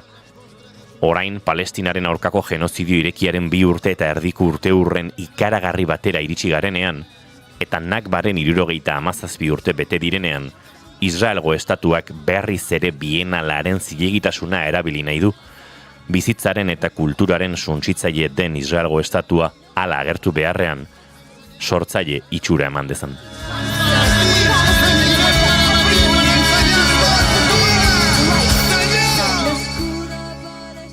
Gogorarazi nahi dizuegu Israelgo indarkeriak bienaleak sakratu gisa aurkezten duen artea eta kultura ere erasotzen dituela. Indar sionistek artista eta kultur langile palestinarrak hil, espetxeratu eta jazartzen dituzte. Museoak, artxiboak, kulturetxeak, eskolak, unibertsitateak, liburutegiak, galeriak, eraikin historikoak eta monumentuak txikitzen dituzte. Eta artista, musikariak, poetak, kazetariak eta idazleak hiltzen dituzte.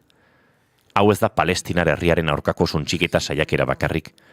Palestinar kulturaren aurkako suntxiketa saiakera ere bada.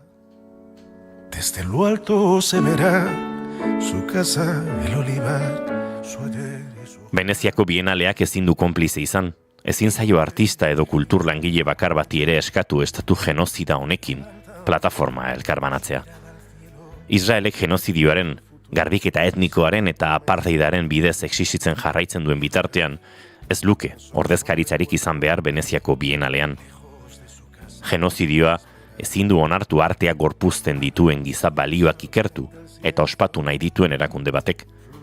Zuen ekintzek isla dezatela egia ageriko hau. Bajo los escombros tirita aquella estrella que marca su retorno.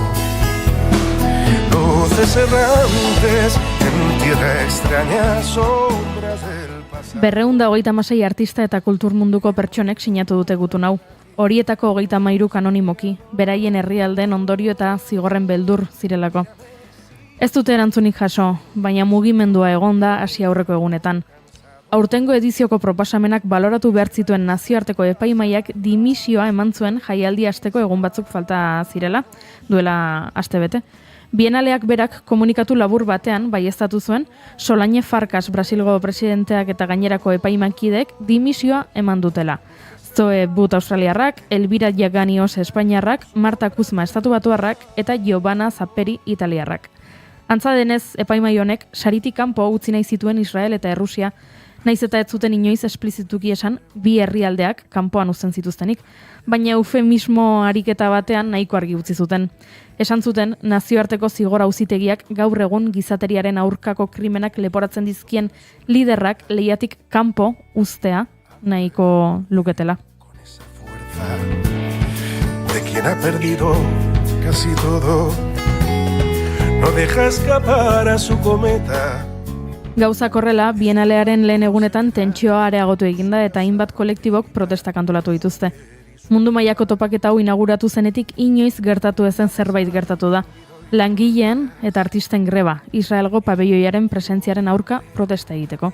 Kulturaren, genozidioaren, normalizazioaren eta bienalean oinarri diren lan baldintza prekarioen gaitzespen kolektiboa da greba.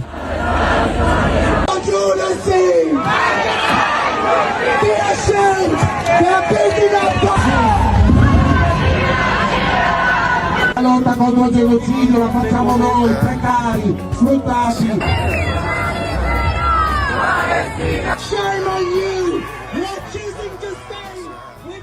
Lehen aipatutako Art No Genocide Alliance hanga kolektiboa da, grebara deitu duen erakundetako bat, baina gehiago ere badira. Ala nola, Asociazione Difesa Laboratori, Unione Sindicale di Base eta Confederazione Unitaria di Base. Hangak artista komisarioak eta langileak 24 orduz beren pabeioiak eta erakusketa guneak ixtera animatu zituen. Eta zer gertatu da? 20 bat herrialdateko pabeioiak itxita egon direla. Besteak beste, Espainia, Frantzia, Erresuma Batua, Japonia, Turkia, Herbehereak, Finlandia, Austria eta Belgikakoak. Beste jarduera batzuk ere etenaldiak izan zituzten. Adibidez, Kataluniako erakusketagunea ordu pare batez egon da itxita. Baina egiari zor Euskadikoa ez. Irikita egon zen, aurre ikusita zegoen bezala. Eta tripak kolektiboak, tripak tokitik performantza egin zuen Ibaski Alabienale 1976-2026 programaren barruan.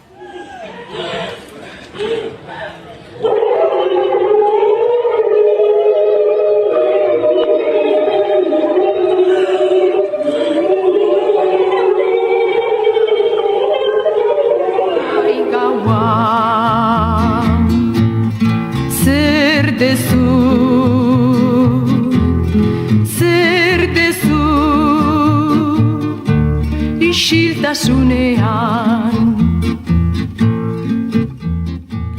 1976an, Espainiar Estatuaren trantsizio garaian eta ziurgabetasun politikoko giro batean, euskal artista talde batek Veneziako Bienalean beraien artea erakustea lortu zuen.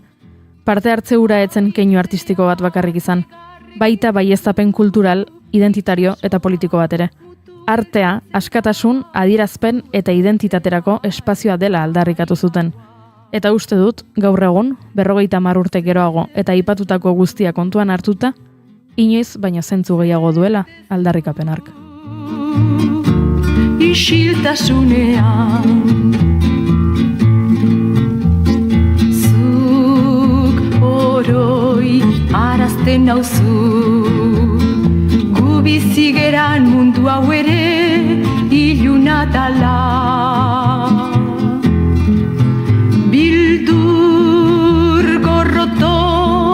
Gaiztakeri eta injustizi triste asko bai badirala aigaua.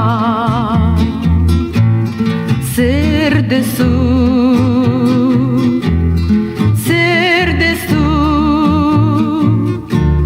isiltasunean, baina gauez amets egiten de bihar goizez mundua hobea izango dala. Gizonen gau beltzean bake itxaropen ta maitasun berri bat piztuko dirala. Gizonen gau beltzean bake piztuko dala.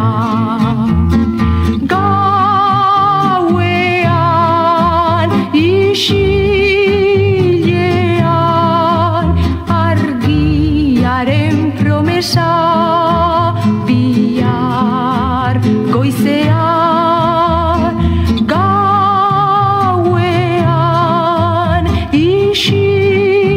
isilean argiaren promesa gizonen gau beltzean.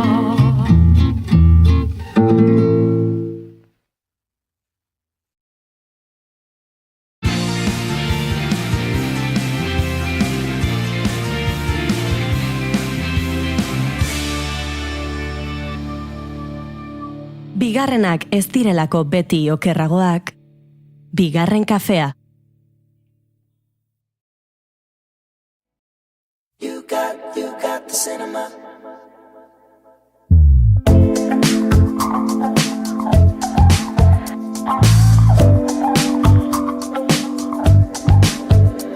It's you, and I'm not getting over it. Darling, is it cool if I'm stubborn when it comes to this? I guess we're in time.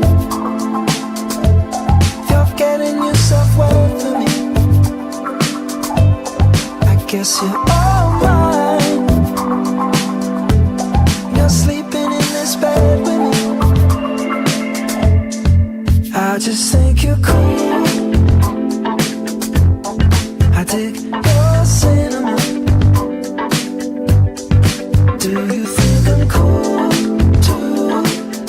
Entzuleo, Harry Stylesen zinema honekin abiatuko dugu, gaurko azken txampa luze xamarra bide batez, lehen Eneko Iturbe Otamendi gurekin izan dugu, Eneko, egunon berriro? Egunon. Eta, orain arte gurekin ez da egon, baina mentxe genuen Imanol González Gurrutxaga, egunon? Kaixo, egunon. Ondo algara? Ondo bera. Izuz, zure urrengo fin laburra hilabete honetan estrenatuko da? Ingo dugu aurre estreinaldi bat, Lazkaoko zinen, herritarrentzako, baino, bai, guandik ez dakigu jaialditara bidaltzen saiatzen egia, estreno potente bat itxeko aukera daukeun hortan.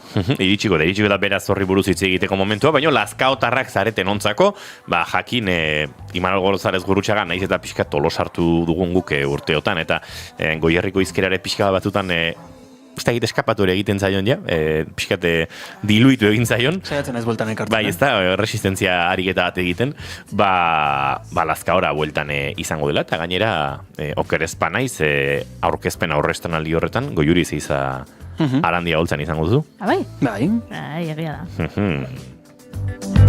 I just think you're cool.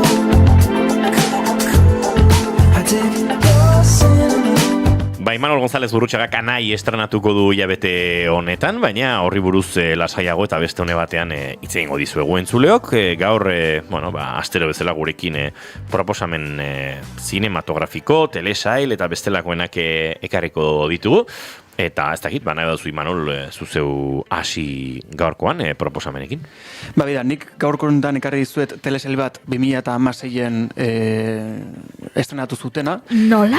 Baino, kuriosoa da, telesailak 2 denboraldi bakarrik eukizitun, horrek esan nahi do, bere garaien etzula oso ondo funtzionatu, 2016 eta 2017 egontzin 2 denboraldi hauek, eta badirudi HBO-n estrenatu dela, ez dakituan dela gutxi edo ia denbora damakin, baino behintzat, momentu hontan dago HBO-ko ikusleen arten, gehien ikusi dien telesail eta pelikulen arten. Orduan, kurioso irutu zait, nola, 10 urte berandugo telesail batek bere garaien igual hainbeste funtzionatu etzuna, o behintzat denboraldi askorako aukera emanetzun telesail batek, gaur egun fama maila hau irabaziuna. Telesail honek izena da Vice Principals, demora guztien Vice President atoen zaitla, baina Vice Principals... Dazka pixkat Vice President Baibzak. Bai, pixkat sensazion termika. Vice Principals, zuzendari ordeak. Hori da. Historia gertatzen da institutu baten, Amerikako institutu baten, nun dirudin institutu hortako zuzendaria jubilatu inbar dela, eta zuzendari orde, 2 daude institutu hortan, pentsatzen dutela, eramango dutela bioietako batek zuzendari kargu hori. Eta orduan, telesaila hasten da, lehenengo denboraldiko eta lehenengo atala hasten da jubilazio honekin, eta 2 pertsonaia hauek jarraitzen ditu, pentsatzen beraiek izango diala urrengo zuzendariak, baino batean beraien bizitza eta etorkizuna izango dan hori hankaz gora jarriko da, kanpotik datorren emakume batek hartzen duen postu hori. Orduan, komediazko telesail bat da, eta egia esan, nik aktore protagonista enun ezagutzen, baino Walton Goggins izeneko beste aktore bat baita agertzen dala zuzendari ordean papela betetzen duna, eta hau bai ikusi eguia Predators, Los Odiosos 8, pelikula desentetan, Django baita ikusi genuen, bere aurpegia bagin zaiten ezagunagoa, baino Danny McBride ez zaiten hain ezagunain, eta kurioso egin zaiten. Seguro beste pelikula ezagun askotan egon dala, baino ni behintzat ez dut enun ezagutzen lehenagotik. Eta hori, pixkat estetik aldetik eta humori aldetik dauke The Officeen antza hundie. Saiatzen dien ikusteet komedia gordin hortara gerturatzen eta irudia nahiko gertu edoten baien gandik. Ez dauke falso dokumental itxura hori, The Officeek dauken falso dokumental itxura hori, baino bai ikusten da kolorea badala pixkat desaturatua, badala, bai, gordin saiakera hortan saiatzen diela egoten. Orduan, bai, gogoratu dit, eta iruditu zait, ez dakit, bere garaiko, esatizuet, 2016ko telesail bat da, The Office esango nuke 2005 sortu zala eta bukatuko zala garai hautan, 2016 inguru hortan. 13 uste dut. 13 bukatu zen? Bai.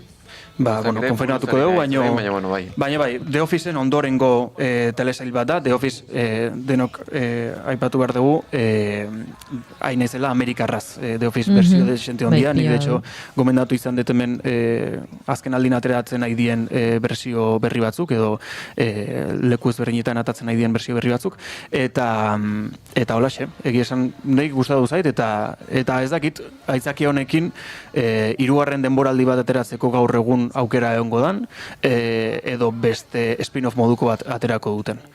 Baina bai, kurioso intzait. It's definitely going to be dope. Super dope. You're not going to kill everybody, right? Zari egiten dut Barraiunek? Grazien dit. Super dope. Grazien dit. Vice Principals, HBO-n ikusgai duzuena, HBO-n azken 10 urtetan ikusgai izan duzuena, baina, bada telesail batzuk, alako bigarren gaztearo edo bigarren pizkundeak bizi dituztenak, eta hau horietako bat omen, beraz, Imanolen gomendioa, gaurkoan, telesail honi. Eneko ikusten dut hor ja mugitzen eta ordurite, igual, urrengo gomendioa zuk emango duzu, Eneko? Bai, beti nik uste nagoela mugitzen eta orduri, nire jarreraren parte dela esango nuke, baina, bira, nik gaur gomendatuko dut ez da urtengoa ere, honek ere bizpairu urte ditu, dagoeneko esango nuke, okeraz bali manago, eta gomendatuko dut western bat. Ara? Bai. Hau bai ez genula espero. Bai, ez nik esan nun lehenengo unen polivalentean izala, eta bai. Polivalentea eta polivalientea ere bai. Bai, ni dena naiz batera. Eta hori gaur horrekarri dut western bat. Eta izena du The Drover's Wife, The Legend of Molly Johnson. Ze gertatzen da historia hontan? Historia hontan protagonista da, sorpresa, Molly Johnson. Molly Johnson da ama bakarra, 4 umerekin bizi dena Australiako ez dakit mendi ere ez da, baina Australiako txabola batean bizi dena, 4 seme alabarekin, eta, senarrak utzi egin dituela, gauza batzuk direla medio. Eta, hori ere, jakingo da, pelikulan zergatik utzi duen familia, baina, ama bakarronen historia, kontatzen da, film honetan, eta baita, ezagutzen duela, bertako aborigen bat, jakada izenekoa, eta bien arteko, nolabite hasten da, ez dakit harreman esan, harreman moduko bat, eta filmak kontatzen du, nola gizartean garai hartan behintzat esango dugu ez gizon zuriak ez diren horiek zein dan beraien papera eta zenbat sufritu behar izaten duten haien bizitza aurrera ateratzeko. Eta horregatik ezagutzen dira aborigen bat, beltz bat eta emakume bat. Eta bien historia kontatzen da, bi historia oso interesgarriak eta sakonak, batez ere pertsonaiarena, Molly Johnsonena, non hor kontatuko jakingo da, filma ikusten duzutenean, ezagutuko duzute, baina hitz egiten den gaietakoa da, garai hartan senarrek, esango dugu, emakumearekiko emakumea nola jazartzen zuten edo emakumea jasatzen zituzten jazarpenen inguruan hitz egiten da, film honetan besteak beste, gero baita, ama bakarra izateak zer dakarren, nola atera behar den bizitza aurrera, eta nik uste dut film interesgarria dela, ze western batean ez da normalean, eta nik mintzat dakadan estereotipoan ikusten da heroi bat eta eta gaizkile bat, ezta? Eta beti da bakero bat, bakero bat izaten da beti, eta beti ere kurioso iruditzen zait, horrelako historiak beste ikuspuntu batetik kontatzea, ezta? Eta Zer gainera beti egia da, nik txikia guan nintzenean telebistan, asteburuetan, beti telebistan eskaintzen zituzten horrelako pelikulak, eta nire etxean nahiko zaleak ziren, niri aspergarriak egiten zitzaizkidan beti badak zenekielako zer gertatuko zen, ez da? Beti zegoelako bakero bat eta bakero gizon horrek irabaziko zuelako. Oso agerikoa dan, zein den gaiztoa, zein den txintxoa, edo zein irudikatu nahi duten txintxo bezala, eta egongo dela, eztabaida edo borroka bat, eta irabaziko duela, zerantzarik gabe, txintxoa denak, eta bakeroa denak, eta horixe, buelta bat ematen zaionean asunto horri, askoz interesgarriagoa bihurtzen da. Nik uste dut, Australiako aborigenen errealitatea zertxo baita ezagutzeko aukera izan dudalako, eta euren eskubideen defentsan dabilen jendearekin harremana dudalako oraindik, egongo dela kritikatxo bat, protagonista aborigenaren irudiaren gozatzearen ondorioz edo. Zer badu rasgoetan bai, aborigen jatorria izan dezakeen aktore bat izan daiteke, ez dute kontrastatu, baina aborigenak existitzen jarraitzen dute, aborigenak badaude aktore aborigenak, eta esan nuke kasu honetan autua egin dela, pixkat estetikoki aborigen fisionomia horren zertxo bait euki dezan, baina ez gehiegi, ez oso erreala, ez oso berezkoa, eta besterik gabe uste dut zirkulo horietan alako kritikaren bat egongo dela honen inguruan, baina besterik gabe, uste dut hau pelikula askotan gertatzen dela, eta nabardura egin nahi nuen besterik gabe. Ziurrenik guretzat mundu aborigena askoz ez ezagunagoa delako. Ziurrenik afroamerikar baten irudia egiten duen latinoamerikar mestizo bate erabiliko balute, kritikak erresago ikusiko genituzke, eta kasu honetan, uste dut badagoela hor, pixkate, ez da egizu plantazioa, baina, irudiaren goxatze eta poperizazio bat edo. Besterik gabe. Horrengo proposamenaren bila... Ez dut esan, uste ez dutela esan, baina filminen dago, hori, The Legend of Molly Johnson. Vale. The Drover's Wife, The Legend of Molly Johnson. Baina, uste dut gazteleraz okerrez balde manago La Leyenda de Molly Johnson izenarekin dagoela, beraz, Molly Johnson jarrita azalduko zaizu, hori seguro.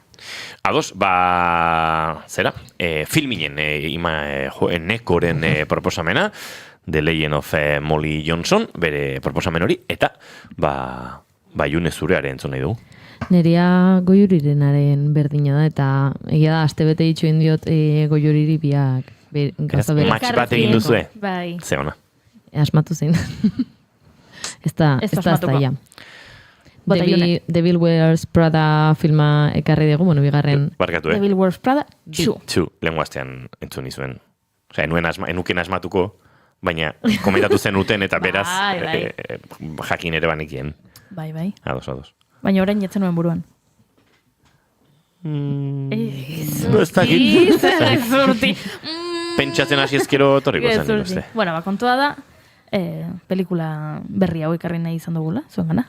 Ez dinetan ateratzen duela aste eta erdi, edo lako zerbait, nik egia da lehenengo eguna estreinoko egunean ikusi nuela bi lagunekin, ginelako nahiko zai pelikula bat ateratzeko, eta esango nuke nahiko deskribapen ona dela aterarintzela pelikulatik lehenengo pelikula ikusi banu bezala edo sentsazio nahiko antzekoekin. Hemen ikusiko deguna da nola Runway revistaren eroriko bat edo gertatzera doala, edo ateratzen direla nahiko trapu zikinak Mirandaren revista famatu honen inguruan, eta horretarako eta horri buelta ematen saiatzeko beste toki batetik handi Anne Hathawayen pertsonaia kontratatzen dutela berriro ere tonu seriago bat emateko revistari, saiatzeko hau salbatzen, eta hemen ikusten dira referentzia asko. Eta hasten da ja pelikula lehenengo plano berdinarekin, non ikusten dugunan Anne Hathaway hortza garbitzen ispiluan, eta bada nahiko ikonikoa esango dugu, lehenengo pelikulako estena hola hasten da, eta dago referentziaz jositako pelikula bada. Da, dela Mirandak handi ez du ezagutzen hasiera batean, eta gogorazteko hasten dira esaten referentzia ezberdinak, hau da, la talla 6, eta, karo, talla 6 deitzen dio lehenengo pelikulan, edo nola Mirandak lehenengo pelikulan aipatzen duen, esan nuen, nire buruari esan nion, benga, ausartu, nola esaten dio, kontratatu neska itxusi eta potola bat, edo horrelako zerbait. Eta, referentzia hori Anne Hathawayek berak esaten du pelikula honetan, eta ikusiko duguna da, hori, pelikula guztian zehar nola doazen runwayen urrengo pausuak ematen pixkanaka konponbide bat bilatzeko, eta nola dijoan dena baldio handiago bat bihurtzen pixkanaka. Goiuri ze sentsazioekin atea zeinen pelikulatik? Pentsatu nuen, esaten ari zarena guzti zehatza iruditzen zait, erreferentziaz beteriko pelikula bada. Uste dut azken urteetan ari garela ikusten nostalgiaren konbertzilizazioaren gorakada bat. Hartu pelikula bat eta egin bigarren atal bat horren inguruan, egin telesail honen spin-off bat, egin beste hau, beste ura, ez dakit oraintxe bertan ikusi dugu Hannah Montana telesailaren 20. urte urrenerako egin dutela, elkartu dituztela aktoreak, Friendsena egin zuten guain dela 3-4 urte. Uste dut hildo horretatik doala, eta uste dut askotan ez dela asmatzen, ze eskaintzeko daukazun bakarra nostalgia da. Baina pelikula honetan asmatu dutela nostalgia oinarri izan da beste zerbait mamitsuagoa eskaintzea. Eta uste dut oso interesgarria dela nola agertzen den bai enpresen papera, nola orain enpresa handi gehienak badauden enpresa are handiagoen menpe eta hartzen dituzun 200 enpresa eta joaten zara guraka eginez eta 200 horiek daude 10 enpresa kontrolatuta eta 10 horiek gero 5 eta gero konturatzen zara azkenean pertsona bakarra dagoela CEO modura, ez? Eta uste dut horrek ze eragina duen gero kazetaritzan, ze eragina duen bereziki emakumeen jardunetan, bereziki emakume helduago baten jardunean,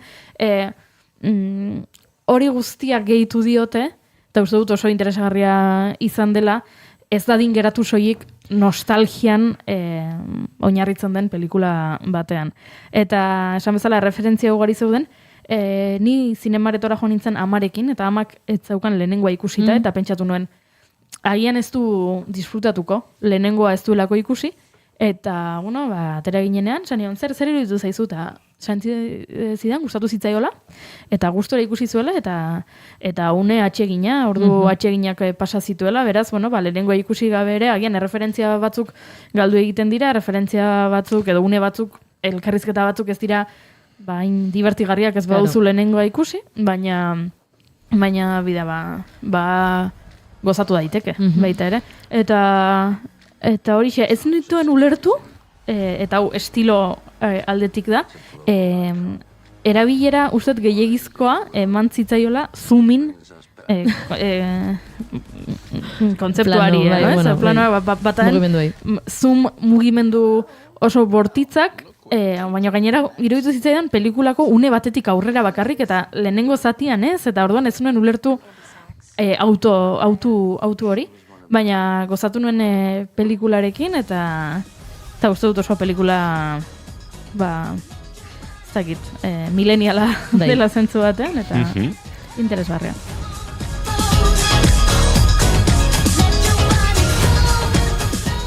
Hau, barkatu, hau grabatu zuten, zati bat Milanen grabatuta dago, eta ezakit ikusi zuen elkarrezketaren bago juri, baina momentu batean Anne Hathawayek kruzatzen du plaza oso bat korrika. Eta proposatu zioten grabatzea, baina benetan, ez zegoen plaza hartzeko baimenik, ez zegoen. Orduan esan zioten, eukiko dugu furgoneta bat hemen, eta bestean jetxiko zea, orduan kruzatu behar dezu plaza osoa. Eta berak bueltak ematen zentzikit, baina nik hau ezin dute egin. Ni hain plazan erdian ateatzen banaiz, gaina jendeak badaki, hemendikan gabiltzala grabatzen, hau izan daitekela movida bat. Eta total, okerrena izan zen, iritsi ziela, eta etzen plaza gurutzatu behar zuela behin. 2 aldiz gurutzatu behar izan zuen, ze esan zioten, ez da puntoatik bera jungo, ez, jun behar dezu, areaino, eta berriro itzuli furgoneta honetara, eta hori grabatuko dugu. Orduan, bueno, esan zu, nik hau behin bakarrik egingoet, ez dut gehiotan ningo, hasi gezuek ikusi zetoma hartzen dezuten, ondo atea beharko ez dute, ondo inberko ez dute zuen lana, zirik hau ez dut egingo 2 aldiz Milaneko plaza beteta, eta egin zuen, eta egia da ondo, suertez ondo atera zela. Gehi, bazegoen ere beste plano bat, Mirandarena dela Milaneko den, bueno, ez da nola den tokia, baina badago toki nahiko ikoniko bat Milanen dendak eta hori da. Eta Galeria Vittorio Emanuele. Hori da, galerian. Eta utxa behartzuten, baina hori grabatzeko ere etzegoen baimenik. Eta gaueko ezakiz ordutan jun behar izan zutela grabatzea, nahiko izututa, hori ere bazekitelako grabatzen ari ziela, eta oso ekipo txikiakin jun behar zuten, bestela ikusiko balute nahiko ekipo handi bat, jendea gerturatuko litzatekelako, eta galeriak utxik ikustea eta Miranda horretian super polita da, beraz, bueno. Ze gauza den, Imanol, nik uste nuen zinea pixkat txiki hauekin egitea gokitzen zaigu noi, bakarrik pasatzen zaizkigula horrelako gauzak, ez? Bueno, hemen grabatuko dugu, baimenik ez daukagu, baina azkar egingo dugu, eta ea moldatzen dugun, ez?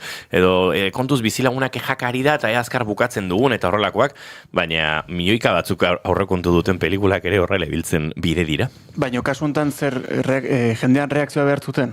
Osea, jendea... Nik uste produkzioak alpertu dintzuela bere lan. Edo udalak ez esan zuela, ze Milanoko Duomoko plaza hori ustutzea... Askotan gertatzen da, aktore ezagunak daudenen grabatzen dute kalean eta nahi dutenen jendea gerturatzea ekstrak edo figuranteak ordaindu ez izateko, dena reakzio oso ingenu izateko, jartzen dituzte aktoreak hor bertan, inorri zerra bisatu gabe, eta reakzioien bila juten die. Kasu honetan ez da reakziorik behar. Kontua da dela pertsona bat korrika joana kaletik ze presa dauka. Osa ez dezu behar inork berez begiratzea. De hecho, kopenizaizu, jendea ez egotea, enkataui. Baina, bai. Egia esan, niri gustatu zitzaidan berezikin Meryl Streep ikusteagatik berriro rol hori egiten. Bere elkarrizketa batean duela gutxi ikusi nuen nola kontatzen zuen, ez da elkarrizketa berria, baina duela gutxi ikusi dut, berak Merylek kontatzen du 40 urte egin zituen urtean, 3 pelikulatarako eskaintza iritsi zitzaizkiola. Eta 3 pelikuletan sorginaren papera egin behartzuela. Eta orduan berak pentsatu zuela, hau da, Hollywooden emakume heldu bilakatzea edo adinean aurrera egitea, 40 urte bete ditut, eta urte berean iritsi zaizkit sorginaren papera egiteko 3 pelikula. Eta ezezkoa esan ziela 3 etzuela nahi, eta momentu horretan pentsatu zuela, orain hemendik horrela dena hau izango da. Eta bueno, berak erakutsi du ez, gauza askotariko gauzak egin ditu ordutik, uste dut 75 urte edo horrela, ez da gizen bat urte guzkan. Mamma Mia zenbat urte egin zon? Oso gaztere ez? Ez. 76 urte dauzka. Bai, eta Mamma Mia pelikula da 2008koa. 76 urte balin badauzka orain, eta 2008koa balin bada pelikula? 54. Takit, triple oso handi bat. Hemen 8 gutxio. Gustatu zait dena kalkuloak egiten saiatzen letretako jende guztia. 58 urte. Eta izan da, 34. Ez dakitzer esan duzu. Ni momentu baten deskonektatu naiz nire proposamenaren datu pare baten bila, eta konturatu naiz hemen esgintze zerebralak, ariketa matematikoekin... haustura neuronalak, eta denetari gertatzen ari zela, Gu gara... Ondo zaudete? Hitz egiten dugu zinemaz, hitz egiten dugu arteaz eta triatloiaz, baina matematikari buruz ez galdetu. Matematikari buruz ikusi hitz egingo dugu, bihar, hain zuzen ere, Bernat Etxepare lizeoko ikasleekin, baso euskeraz egiteko aldarrekapenen baitan, matematikako azterketa horrek ere izan duelako bere pixua, baina dena bihar azalduko dizuegu, zuzenan egingo dugun saio horretan, saio berezia, Imanol Xabietaneko ere gurekin etorriko dira, Julen Goikoetxea ere bai, eta tiran kamara batzuk kokatu, eta streamingez dena kontatzen saiatuko gatzaizue, baina gaur 8 minutu falta diren honetan, nik oraindik badut proposamen bat zuekin elkar banatzeko, eta honako hau da, topatzen dudan trailerra, oin etzeita agertuko eta, trailerra topatzen dudan bitartean kontatuko dizuet zein den proposamena. Filminen ostegunean izango duzue ikusgai, bueno, nik denbora bat bada filmineko prentsa sarbidea eskatu nuela, eta beraz pelikulak estreno aurretik helarazten dizkidate, hoietako batzuk ikusten ditut hemen proposatzeko itxura onartzen balima diet, eta hoietako bat da, bueno, gazteleraz filminera La hija pequeña modura iritsi dena, berez ekoizpen frantziarra da, La Petite Dernière, eta nazioartean, Little Sister bezala edatu dana.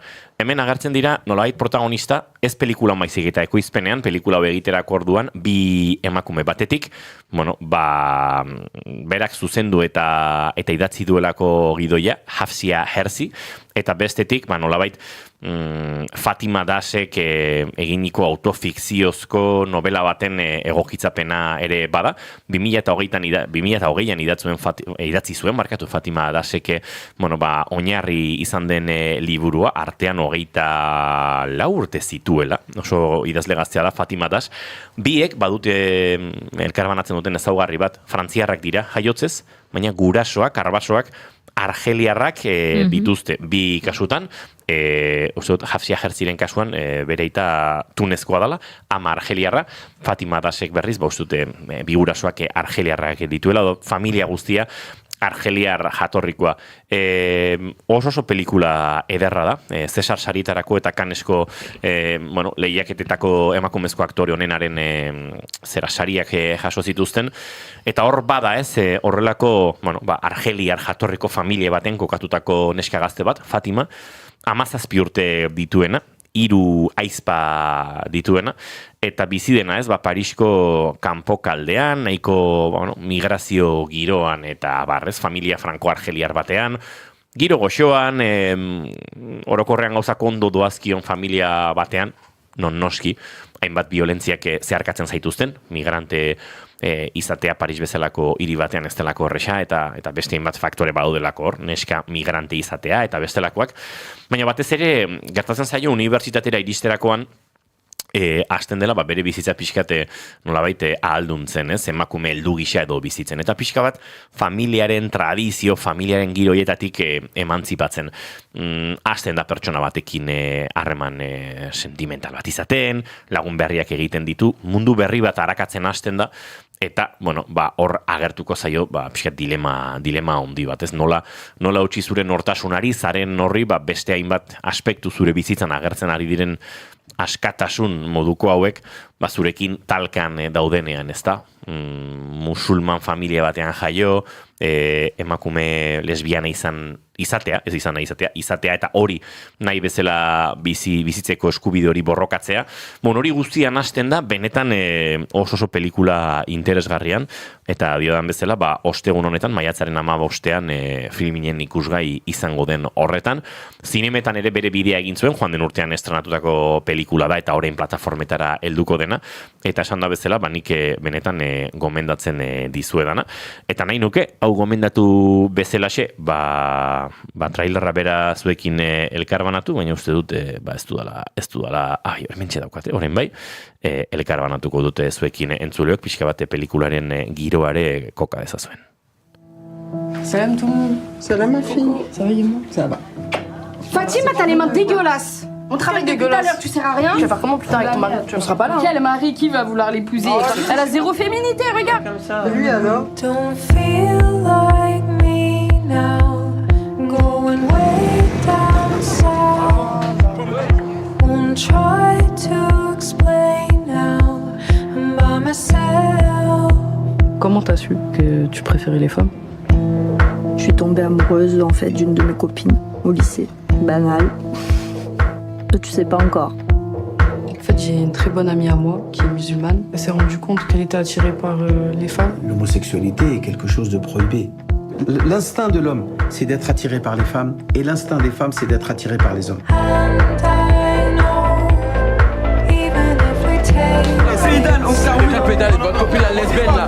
Elle fait comme un garçon.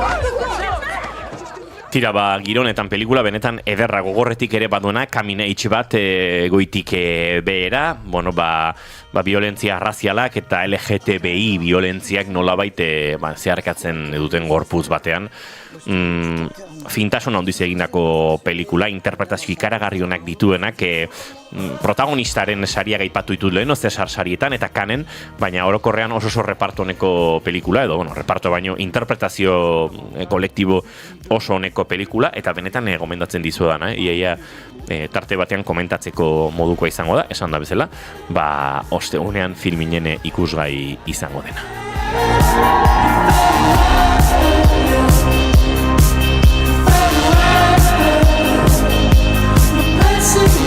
Eta azuzet esatea protagonista gorpuzten duen aktorea eta sari horiek jaso dituena, Nadia Meijiti dela, alako, debute moduko batean, eta, goraipatze ikaragarriak jaso dituena Frantziako zineman batez ere, baina baita nazioartean ere. Goizeko amek... Berketu bai goiur izan. Ez irudi batek gogorarazi didala Jone batzuetan. Izan dezake puntu bat. Eta badago pelikularen muinean antzeko zerbait, egia Jone batzuetanen kasuan bigarren komponente hori ez, LGTB komponentetik aratago ez dagola arrazakeria edo atzerritar familia batean jaio izana, bai dago gaixo dagoen aita baten eta azken borondateen eta joku horretan beste alor oso interesgarri bat, estetikoki oso desberdinak dira, baina ulertzen dut badagoela zerbait horre, bantziakotasun giroan koka gintzakeena.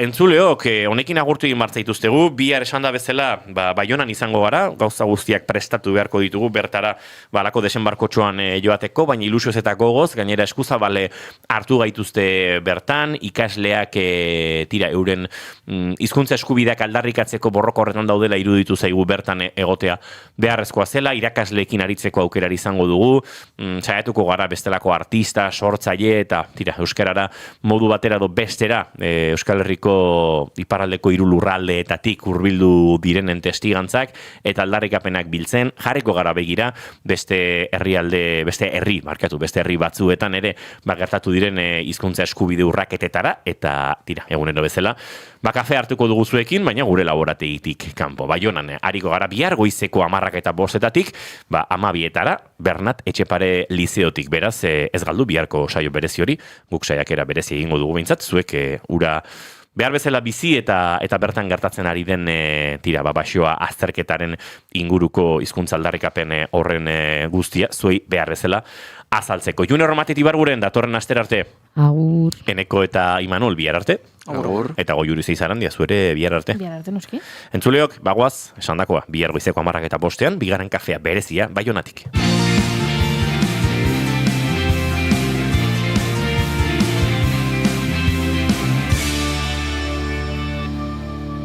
Keep calm and bigarren kafea.